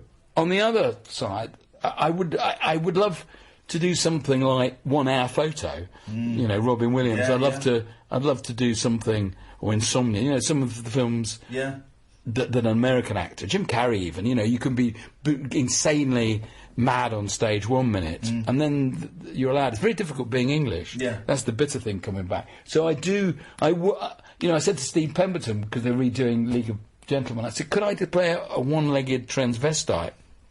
Who's a lesbian, and nobody. I don't get offered those parts, but I'm looking more to more serious stuff, really, but because I enjoy it more. Is any producers out there one-legged transvestite lesbians? I did an episode of Casualty a couple of years ago, and that was quite serious. That was a guy with I was a grandfather of an autistic child, and that was really quite depressing. I enjoy doing that, and I hate to say it's a lot easier as well. Yeah. And people go, God, bloody hell, Robin, that's and you sort of, God, it's really good. And they sort of don't realise they're insulting you by saying, didn't know you could do that. Didn't know you were any good. Didn't know you could do that. You think, well, hang on, 50 years, I've got the rough idea of it, you know. Give us the show plug again. So the one on the 6th is sold out. The one on the 6th in Oxford is sold out. That's, of all places, on the Harwell campus. Gosh. Mind you, get along if you can. I'm sure they'll let you in. But they might not yet let you out, because it's like, do you know Harwell campus? What it is? Yeah. Well, for people that don't, it's like the British NASA. Yeah. And it's all got big magnets, and like my agent said, how do I find it? I said, are you in a car? I said, just drive within half a mile and the magnet will take you. Anyway, I don't think he managed to find it. But otherwise, and he's quite a good agent. But it's really funny when you look at the events at the Harwood campus, you get the Doctor, Professor Scran, discussing the atomic draw of the moon to the Mercury. Will we land on Mars? And then he goes through all these sort of strange scientific events, and then it's got Robin Askwith back with a bang, or whatever it's called. And the bloke said, "But yours is the only one that's sold out." Of course. Of course. And the one on the 10th, there's still tickets for? There's still tickets for at the Phoenix Artists Club, which is a fantastic little place. I looked that up online. The guy that he's got a real penchant for sort of British cinema, hasn't he? That seems to be his thing. Yes, and it's run by the Misty Moon events, who are a great bunch of people, Stuart and Jen, and it's a riot. You know, all I can say is I wander on, and you'll recognise a lot of people in the audience as well, because there's always a few crazy friends like the Darren Littons and Steve Edges of the world. And then a tour next year. And then I'm doing pantomime this Christmas. Oh, what are you doing? Well, having vowed I'll never do pantomime again. Yeah. I'm doing, well, it will start off as Jack and the Beanstalk. Yeah. Lee Mead, Stacey Solomon, Bobby Davro and me at the south end of the Cliffs Pavilion. Oh, brilliant. So that's, and the reason I took it is because it's that, I believe it or not, I like the Cliffs Pavilion. Yeah. I thought it was a good cast. Yeah. I was the last to be cast. I thought, Lee Mead's a great performer. Yeah. Stacey Solomon is great because she's opposite me. I'm Flesh Creep and she's Spirit of the Beans or whatever. Spirit of Les Beans, or whatever it is called, and Bobby Davro's Bobby Davro. That's a good cast. Yeah. And it's Kudos, who do great pantos. It's, high tech 3D. And come in the studio next year, man. I want to hear you dealing with some of my nut job callers like Alan Caddick and Nigel from Maidstone and stuff. I think you'd get on well with them. I'm sorry, I'm not in there speaking to them. I'm sure we'll have an argument. Nice to see you, mate. Thank you very much. Jacked up jive talk for janitors, jazz cats, and gin-soaked boys and girls. Exactamundo. If you're awake, you're welcome. I've got 5 cactus needles stuck in my... The Late Night Alternative with Iain Lee on Talk Radio. He's good, that Robin Askwith, isn't he? We're live again, 11:53. He's good, that Robin Askwith. I thoroughly enjoyed it, and it's that weird thing of which I get quite often in this job, but I really felt it there. We were sat on this tiny little sofa, and it's that weird thing of being sat right next to someone whose face is so familiar to you, and I'm just sat there for the first 5 minutes thinking, "You're Robin Askwith." It's nuts, absolutely nuts. Really nice bloke. I would genuinely, this isn't me giving you kind of, radio bullshine, I would genuinely love to go and see that show on the 10th, but we are doing this. But if he does a tour next year, then definitely. And Robin, you have a welcome invitation to phone the show, and if you're in town any time you want to pop in, you pop in, buddy. I'd love to have you in here. And thank you to Tracy, who helped sort all that out. Okay, so we think Sam thinks he's fixed the phones. So what I thought we would do, because I'm not in next week, I'm going to Marrakesh. Who'd have thought it? Who'd have thunk it? Me in Marrakesh.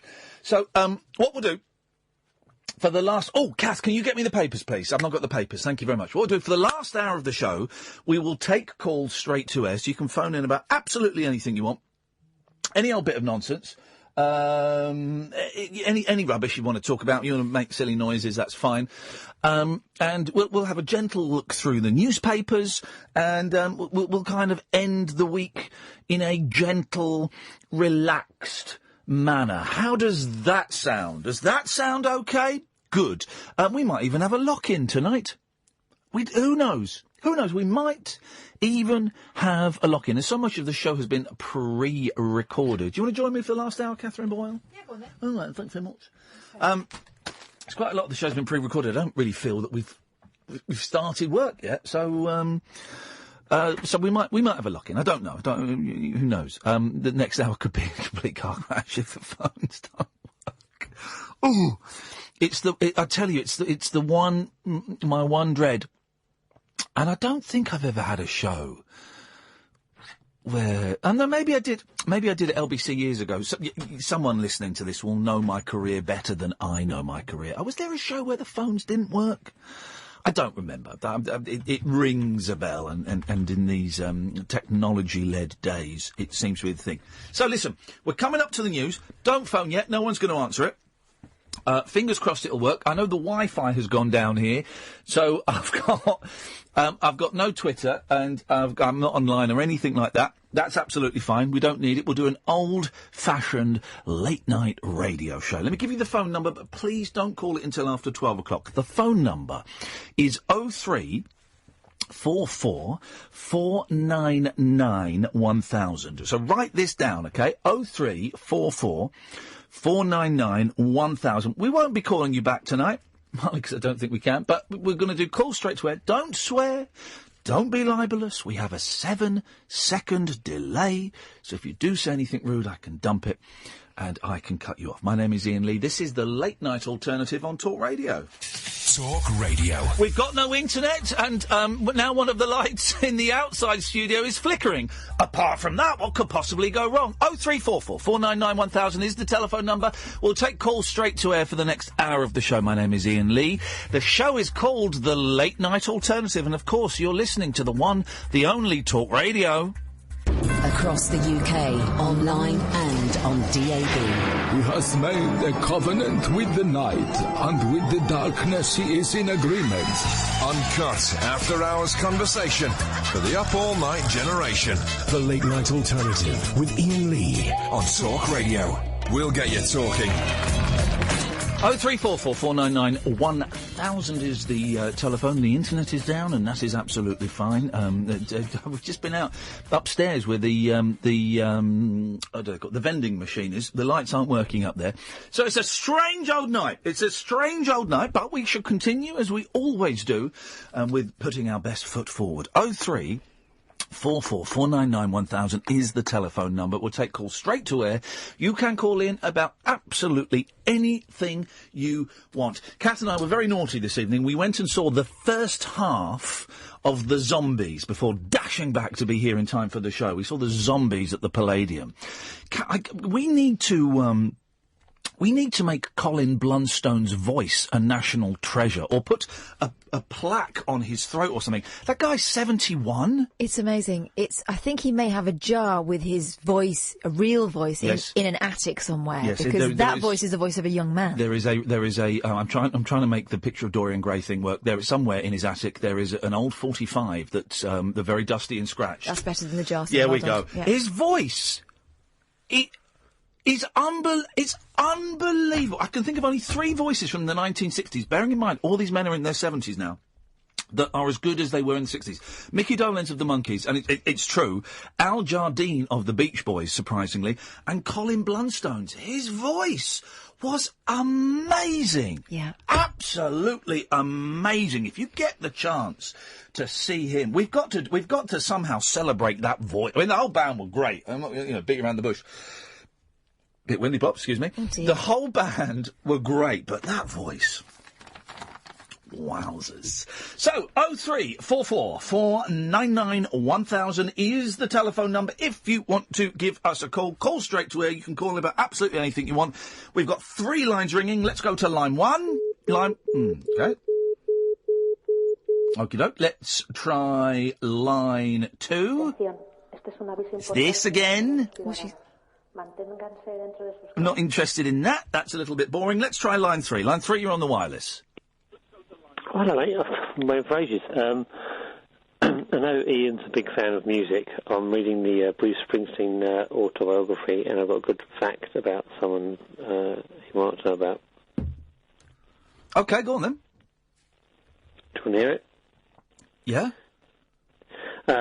On Born to Run, the drummer on it, it's the only song he ever played on for any other Bruce Springsteen song. Thanks very much for calling. And you see, and that's what it can be like. That's what it can be like. Let's go to line 4. 4, you're on the wireless.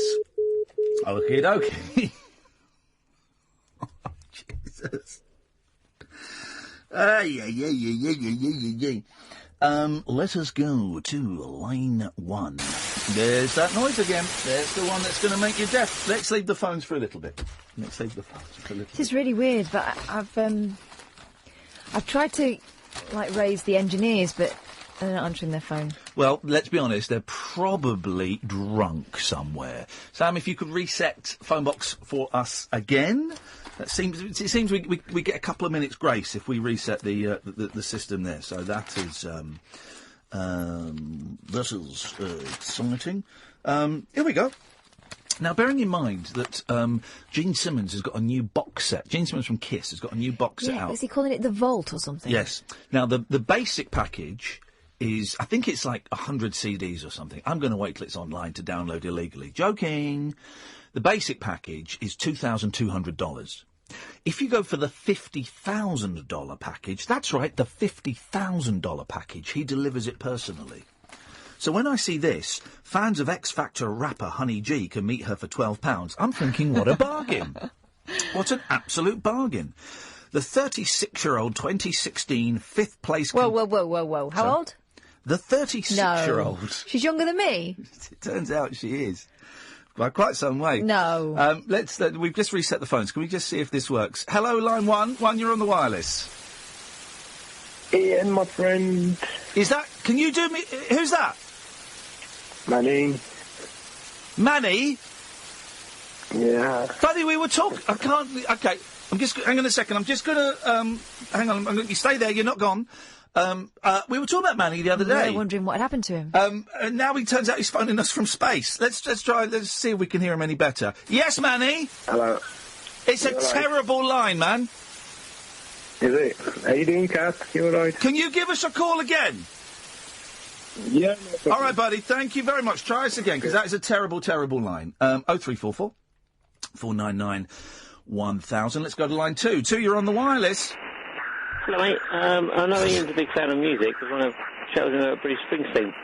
OK, go on then. So just hang on then. No, you're on the air, just, although it's a terrible line. Can you give us a call back? So I'll give you a call back. Yeah, we're taking calls straight to air, which you would know if you were listening. Yeah, I can do that. It's all right. All right, thank you very much indeed.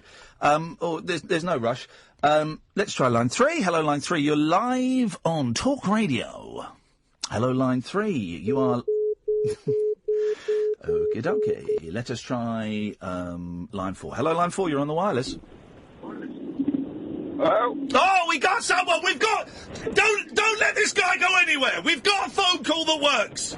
You are with us for the rest of the show, man! You're going nowhere! Oh, cool. I'll sit in my driveway for the rest of the night and... Perfect! We're in terrible trouble with the phones! You are going nowhere! Who is this and what do you want? My name is Andrew, and I was just driving home from the rugby and thought I'd go and say hello. Hey, Andrew! So what's going on in your life? What was the rugby like? Fantastic game. Leeds Rhinos, the mighty Leeds Rhinos. We are going to Old Trafford next week for the grand final. Yes! Sports and men and beer! Get your willy out, let's all have a look. Go on then. In my car, I can't do that while I'm driving. Get your willy out in your car while you're driving. He's gone. I knew it was too good to be true. I knew it was too good to be true. 03444. No, maybe we won't have a lock-in tonight. I don't know. 0344 499 1000. This is the Late Night Alternative, and I can only apologise for my last show before I go on holiday being an absolute car crash. Take a trip into the alternate reality of late night radio. I think I'm in something like The Matrix, and so are you. The Late Night Alternative. Hello. With Iain Lee. Is there anybody out there? On Talk Radio. Hello. 0344 499. I don't know why I'm giving out the phone number. It's not. It's not working at all. 0344 499 1000 is the telephone number if you want to give us a call. Let's go to line 1. 1, you are on the wireless. Hello, line 1. Hello, Ian. Hello, mate. Who's this? Manny. Hello, Manny. How you doing? I'm okay, pal. I can't hear you very well, and I'm wondering if it's... I'm on the landline now. I'm wondering, can you give it a hit on the table? That used to work. It's your end.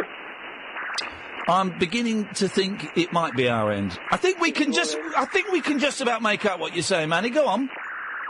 Well, I had the worst end of the year and the worst start of the year. You had the worst end of the year and the worst start of the year?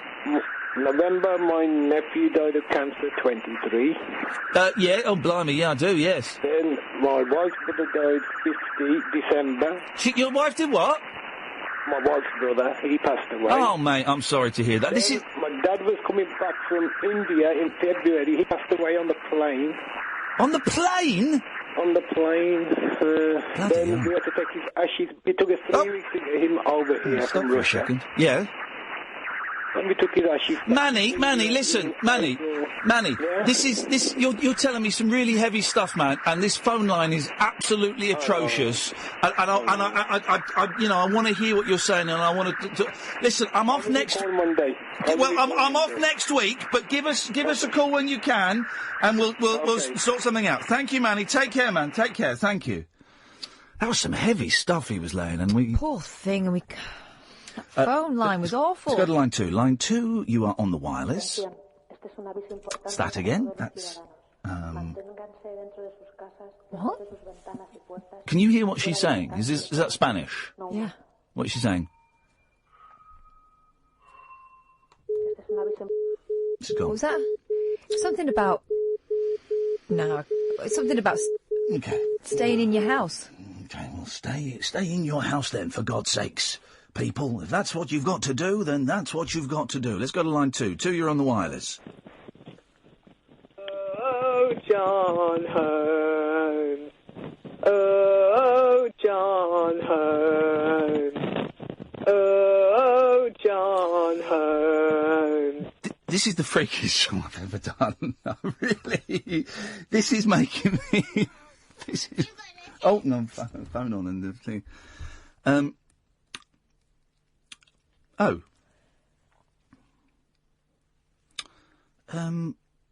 That's peculiar.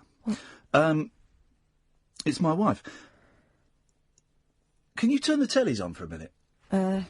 Just turn the tellies on, sorry.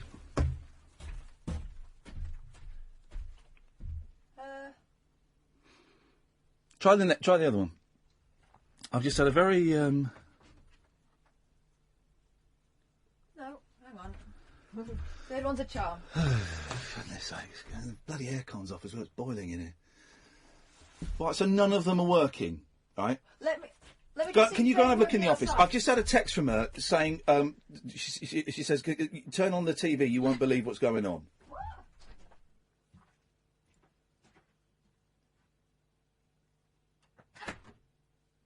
I'm going to do something I would never normally do, dear listener, and I hope you don't think my wife's a reporter, so I'm just going to give her a call. I wouldn't normally do this, but she wouldn't normally text me like this during the show. So here's the terrible thing. I don't know her phone number. No one knows phone numbers anymore. Let me just text it. Are any of them working? No, it's just that blue screen. Not one. Okay, I'm going to phone Helena up because, this text is most peculiar. Right. Sam, could you try engineering again, please? Okay. Right. Okay. Let me try again. 07.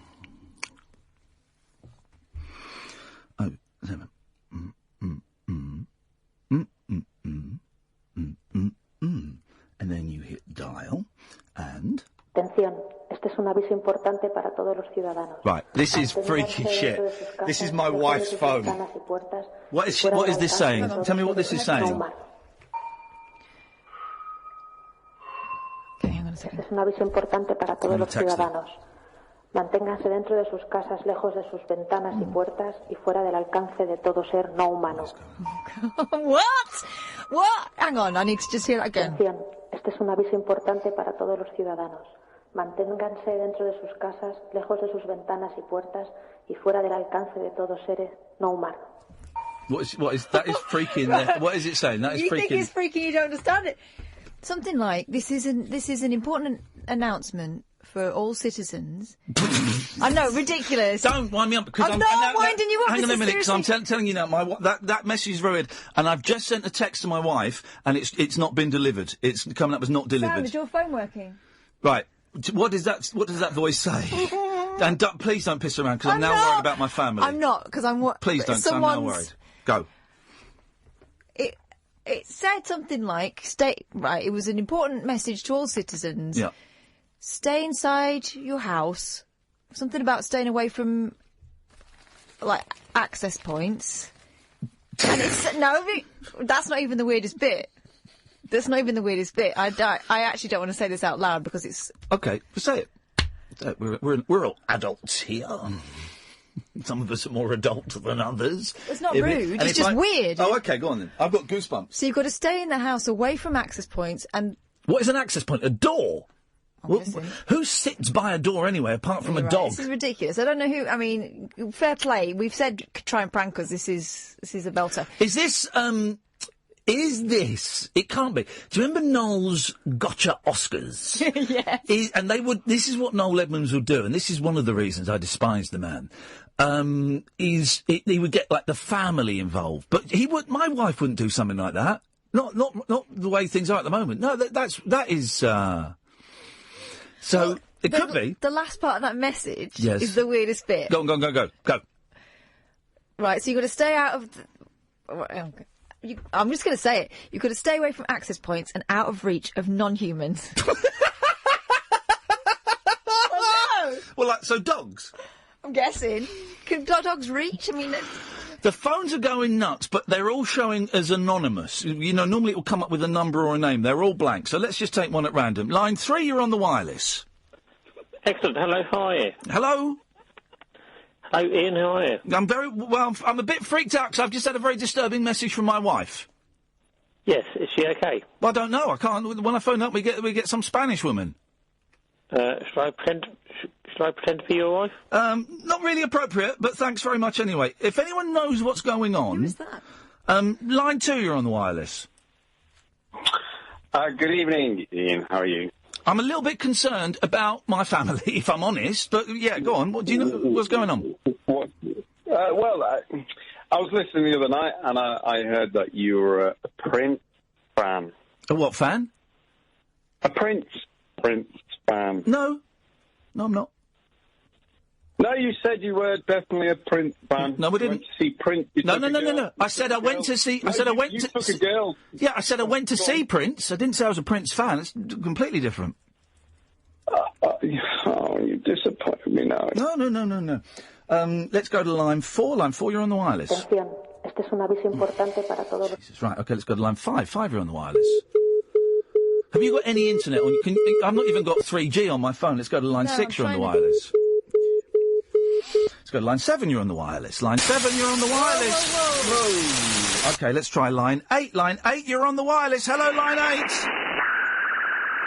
Hello? Hello? Hello, you're on the air. Who is this? It's Nigel from Maidstone. Nigel, is your telly working?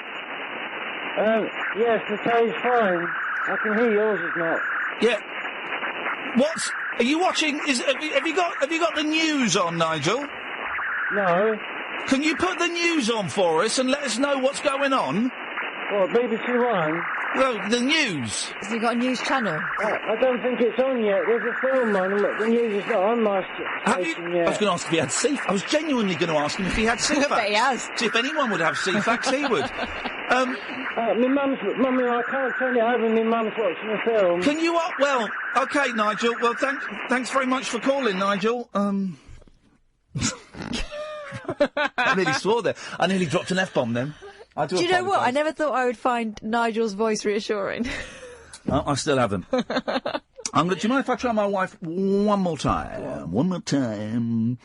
What was that show? One more time, take it from the top.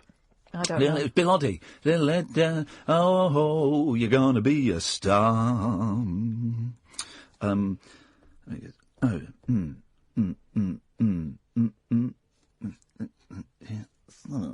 let us see if we get an answer this time. Atención, Este es un aviso importante That para is- todos los ciudadanos.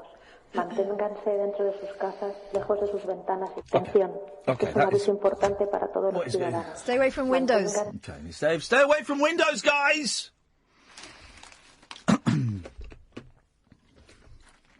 Okay. Part of me wants to go home and see what's going on, but part of me is also a professional. Is there a part of you who wants to stay away from the windows? Because I do. Fans of X Factor rap. It seems a little bit frothy to do this, but we might as well. Fans of X Factor rapper Honey G can meet her for £12. The 36-year-old, And again, I don't believe it. 2016 fifth-place contestant branded the biggest joke in X Factor history, and boy, oh boy, Really? that's a whole gag book of jokes there, is now selling her VIP concert packages at just £24 a pair on the discount website Wowcher. Oh, well, look, she's got to make money somehow. The VIP package includes the chance to meet Honey G at Manchester Academy, plus priority entry. What, into Honey? Oh, into the venue. Stop it. Stop it. I've not even got 3G on my phone. Well, it's an iPhone, so that's not surprising.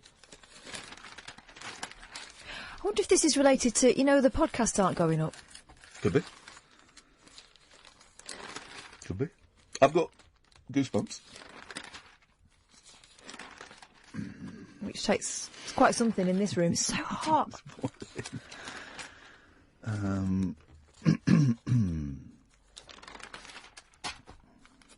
There we go. Sex robots. You see lots of sex robot stories. A fella got sent to prison for, well, I don't know. I read the headline for buying a kiddie sex bot, but I think there may have been more stuff going on. I didn't really read the story. And another one, there was like a sex bot was on display at some like sex festival, and it got battered. And you know who it belonged to? Who? Our mate from Phil Bass? No, the other one, the Welsh one. Yeah. Aaron. Did it? Wasn't Samantha, was it? I feel like I know her. I hope not. She would have told him to F off. It feels weird. I can't talk about sex robots. Sorry, there's something going on. Well, the phones. Now, I don't know if this means that the phones are working or the phones are not working. All 10 lines are up and running. So we're going to do a run. Let's go to line 1. 1, you're on the wireless. There we go. Okie dokie. Let's go to line 2. 2, you're on the wireless. This place is reassuringly crap, isn't it? I'm a bit starting to think, though, that this isn't. I was going to say, if you're having a problem with your phones, maybe you could call in and tell us. It's like when we were at the other place when there used to be a power cut. Yeah. We'd be talking to them on the radio. Let's try line 3. 3, you're on the wireless. Okie dokie, let's try line 4. 4, you're on the wireless. That's the one! That's the killer. Line 5, you're on the wireless. Let's, hello? This normally means there's someone there. Hello? Hello? Okay, I feel like we need to pick up the whole radio station and give it a good shake. Let's try line 10. Line 10, you're on the wireless. Atención, este es un aviso importante para todos los ciudadanos. What the hell is that? Does anyone know what that is? Because that is nuts.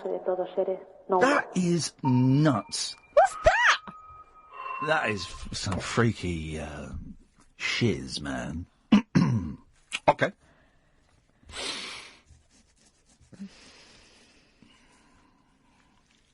I'm genuinely uncomfortable. But don't. I'm assuming this is broadcasting. We have no way of knowing. Certainly not from Nigel's call, because he doesn't listen anyway. But there is definitely something going on, and I don't think it's the technical problems in this studio. I think there is something slightly bigger that is happening. Rest assured that we will be here until we find out what's going on. I'm Iain Lee. That's Catherine Boyle. You're listening to the Late Night Alternative on Talk Radio. The wild man of late night radio. The Late Night Alternative with Iain Lee on Talk Radio. We have ways of making you talk. Right, okay. We're back.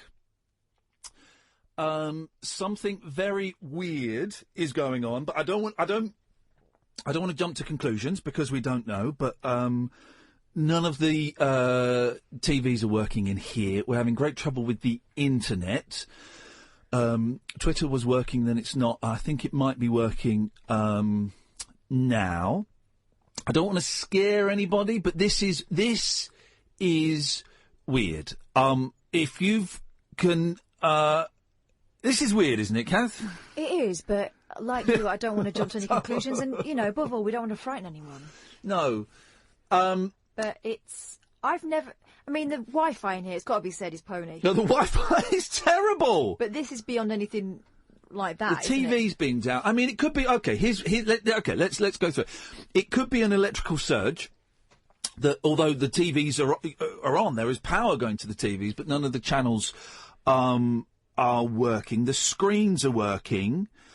Let me just try this one again. Go on. Anything? No. No. It's the blue screen. The blue screen you get with. Why do modern TVs have the blue screen when you can't get a signal? I prefer the static. I miss the static. At this point, I'll take anything. To be honest, I miss the static. Shit. Right. The lights have just gone out. Is this?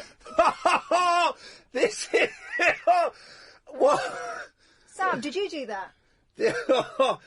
Oh, okay, right. I'm going to tell you what's going on. Okay, so we've got the three screens I would normally have off. They're all just showing the blue screen. The lights, just as Kath sat down, the lights in the studio went off.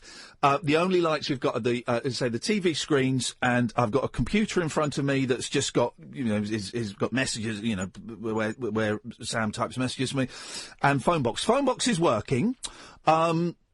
We have got some calls, so I guess you can still call in. 0344 499 1000 is the telephone number. Can you see all right? Because I might have a torch and my key ring. No, I can see these screens. Cool. I can see these screens, so I'm fine with that. Right, let's take some of these calls. Let's go to Paul. Good evening, Paul. Paul, can you hear me? Paul's not there. Okie dokie. Let's go to line 2. Line 2 is Sally. Good evening, Sally. What a surprise. Sally's not there. Right, let me just go and help Can Sam you out. go next door? Yeah. Because... Okay. Okay, let's go to line 3. Line 3 is Steve. Good evening, Steve. There's that. What does that tone mean? I don't know what that noise means. Okay, I'm just going to take some... Don't bother putting them through. I'm going to take some calls straight to air. Line 4. 4, you're on the wireless. Puertas y fuera del alcance de todos seres. Right, is no this... Right. Este es un aviso Is someone importante taking para the todos los piss? Is that ciudadanos. Spanish? Manténganse dentro de sus Spanish casas, message lejos de again? sus ventanas Is y that- puertas has y fuera someone del alcance recorded de that? todo ser no humano. And playing it down the phone. Atención, este es un aviso importante para todos los ciudadanos. Ay. Line 5. Manténganse dentro de saying sus casas, lejos de sus ventanas y puertas I'm y genuinely... fuera del alcance de todo seres no humanos. Right, I am starting to feel very, very uncomfortable here. Okay, I'm going to... Jeez, I don't know what... Okay, I'm going to do something I wouldn't normally do, because actually I'm starting to feel a little bit spooked, and I'm sure it is nothing, but I am going to phone the... I'm going to phone the police, but I'm not going to phone 999, because I don't think this is an emergency. I'm going to dial 111. Right, that... It's 101. 101? Is that it? Okay, God, that's a relief. Jeez. Okay, 101, I'm being told. I had the wrong number. 101. That number's not working either. Right, Kath, I'm making a call. I am with your permission, I'm going to phone 999 because this is weird. Do you think it's? I'm going to phone 999. I don't need to dial 9 for an outside line, do I? I just dial the number. I don't think so. I just dial the number. I think All I right. should give the boss a ring as well. Hang on. 999.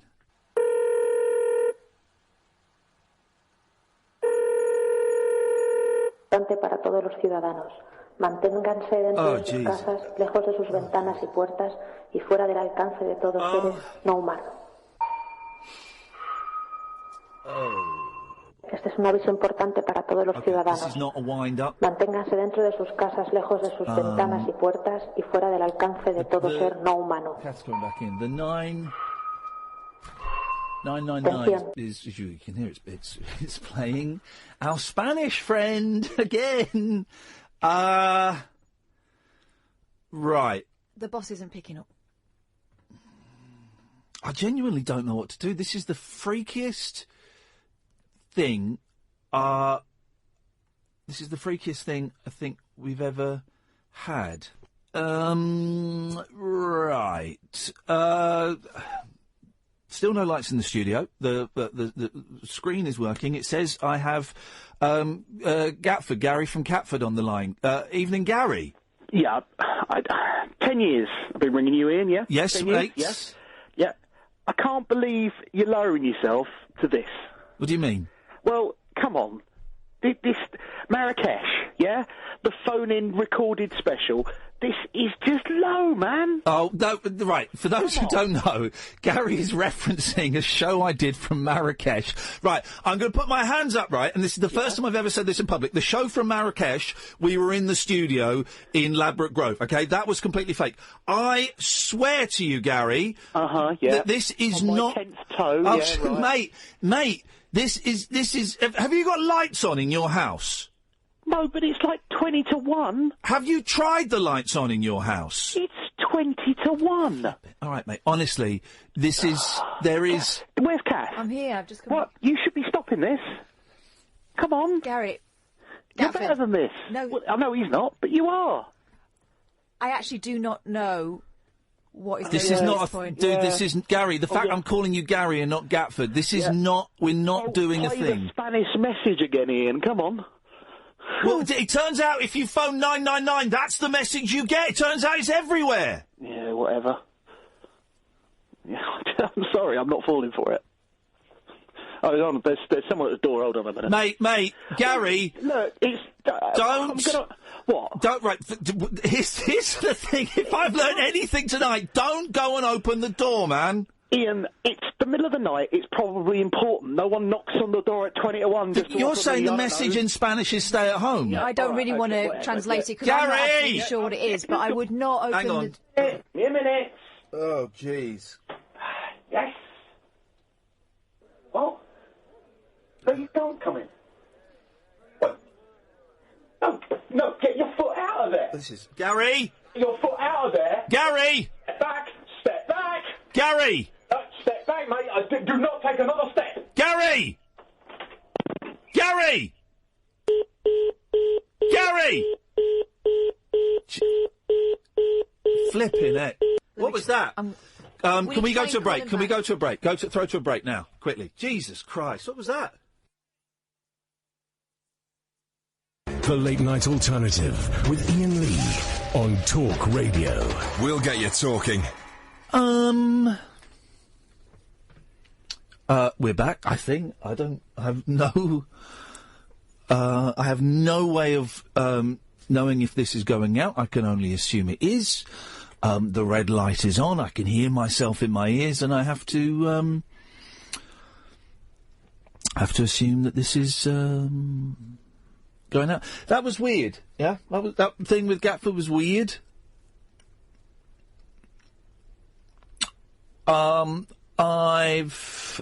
We've tried to phone him back, and we're just getting the old message español, which is It's very weird. So we I don't think we'll be having a lock-in tonight, or maybe we will, because maybe it's not safe to go home. I don't know.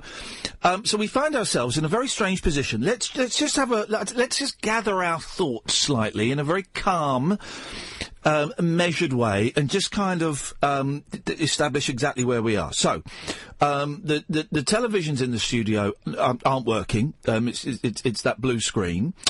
I certainly can't get Twitter or Facebook or anything like that to work. The phones are, kind of intermittent. We've had a few phone calls getting through, but we seem to be we seem to be getting tones and some strange thing. I'm going to be honest, I find myself in a very unique position in terms of my 20 years, almost 20 years next year, of broadcasting, in that I haven't got a flipping clue what's going on. Haven't got a Scooby-Doo.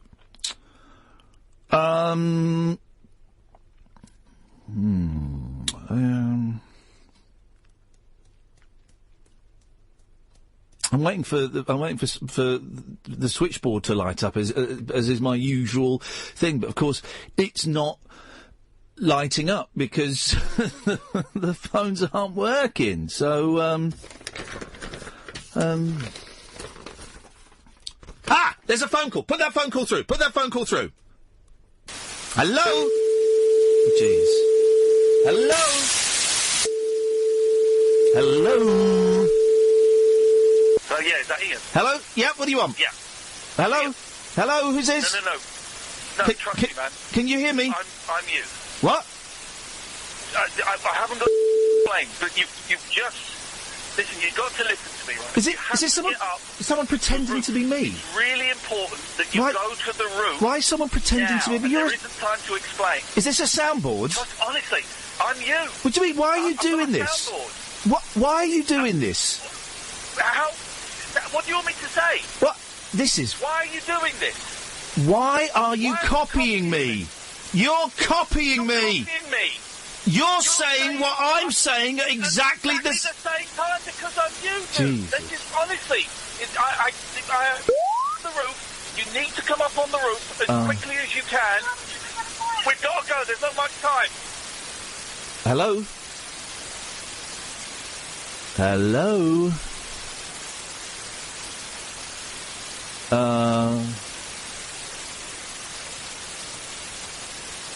What?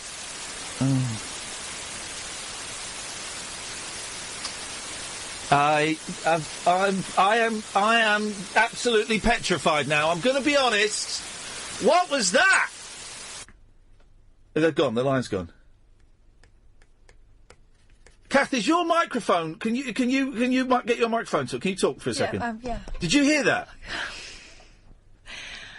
They're getting cleverer, or that. That was apparently me telling me to go up on the roof, and then I heard you in the background. It didn't sound like me. Oh God, this is terrifying. I don't want to go out the studio. This is terrifying.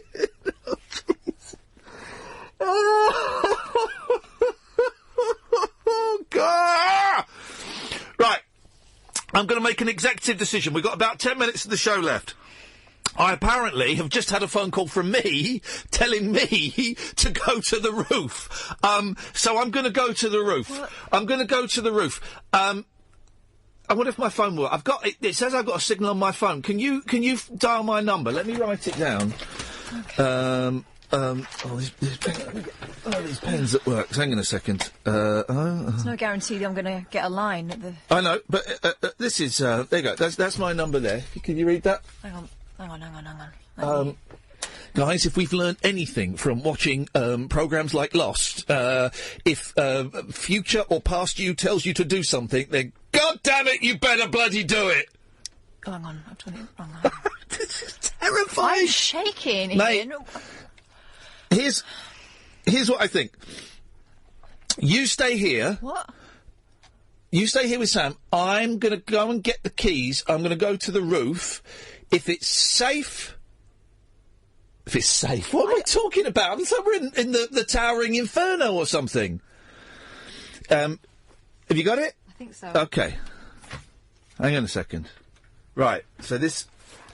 Right, can you hear me? No, hang on. Can you hear... I can't hear you. Can you talk to me? Yep. Okay, right. Can you hear me on this? Yeah. Right. Are you sure you should be doing this on your own? Just stay there. Let's see what's going on. Jeez, this is weird. Right, hang on a second. I need to get my blooming fob. Oh, jeez.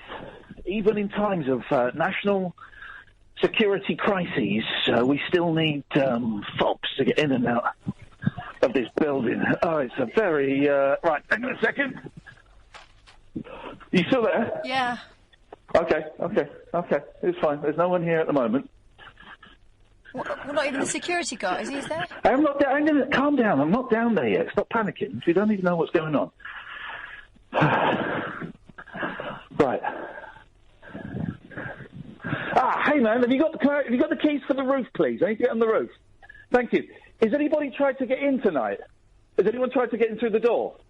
Right, don't let anybody in if they come in through the door. Okay, thank you, man. He seems on the ball like all security people are.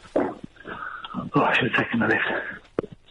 Are there any calls on the switchboard? Is anyone getting through? There's nothing. Let's give it the number just in case. 0344 499 1000 is the telephone number. Although I don't think you're going to be able to get through.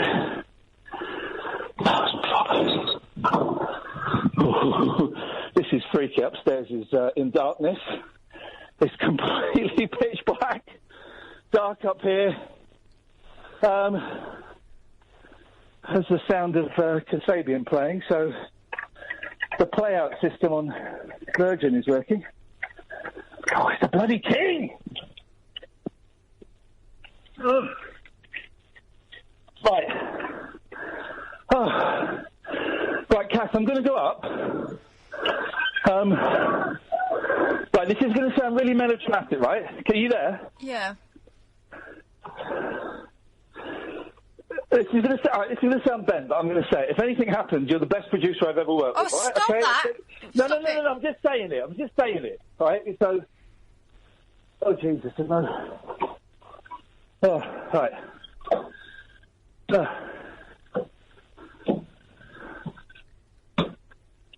Oh my God.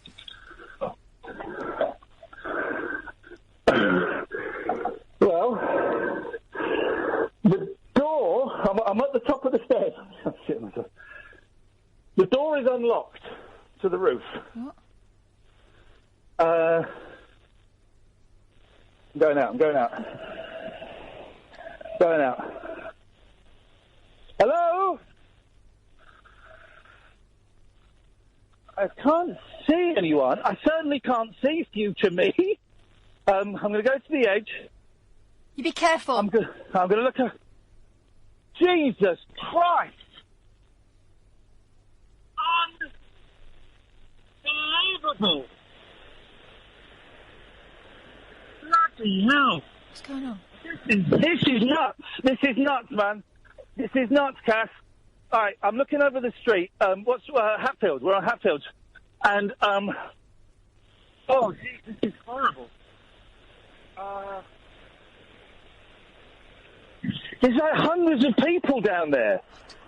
But they're all just sort of stood there. What is, Jesus. Ian, you better come back in. Ian? Huh? Can you come back? Hang on, I'm going to come back. I'm going to come like this. I'm going to come back.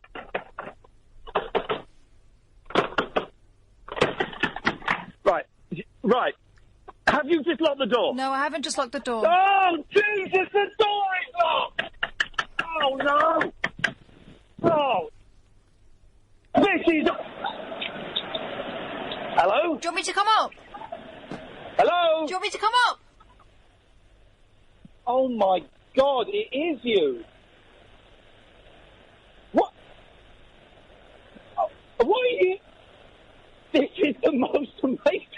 mean?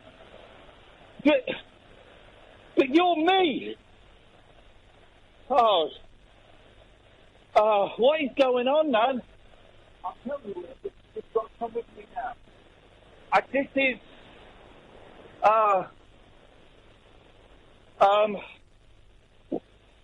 Kath, I have to go. What?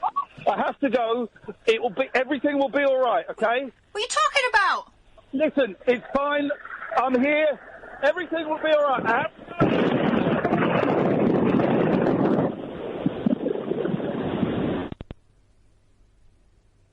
Iain?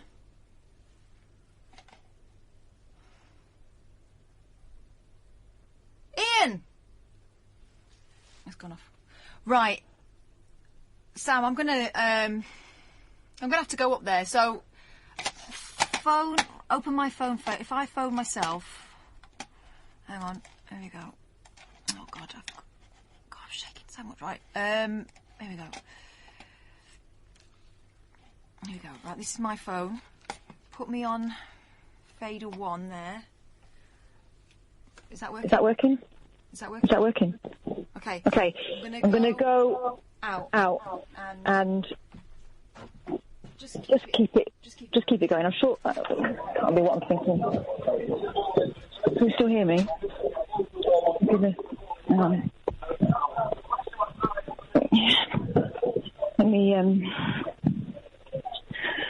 Let me just get this. God. Got to stay. There we go.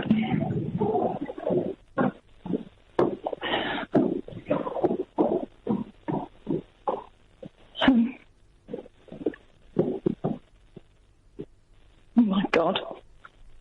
It's so dark.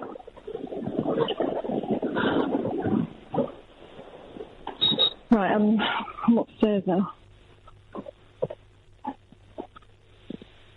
What the hell is that?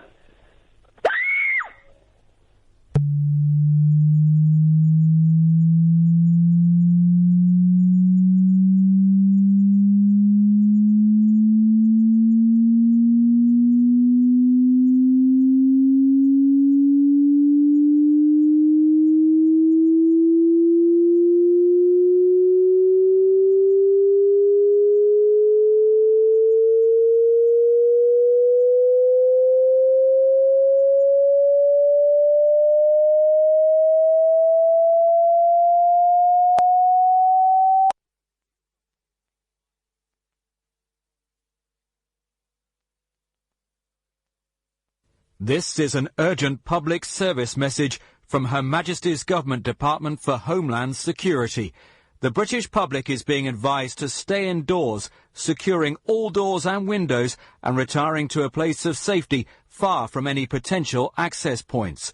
Once secured, you must not admit anyone to your area, regardless of relationship or family ties. They may represent a significant security risk. This is an urgent public service message from Her Majesty's Government Department for Homeland Security. The British public is being advised to stay indoors, securing all doors and windows and retiring to a place of safety far from any potential access points. Once secured, you must not admit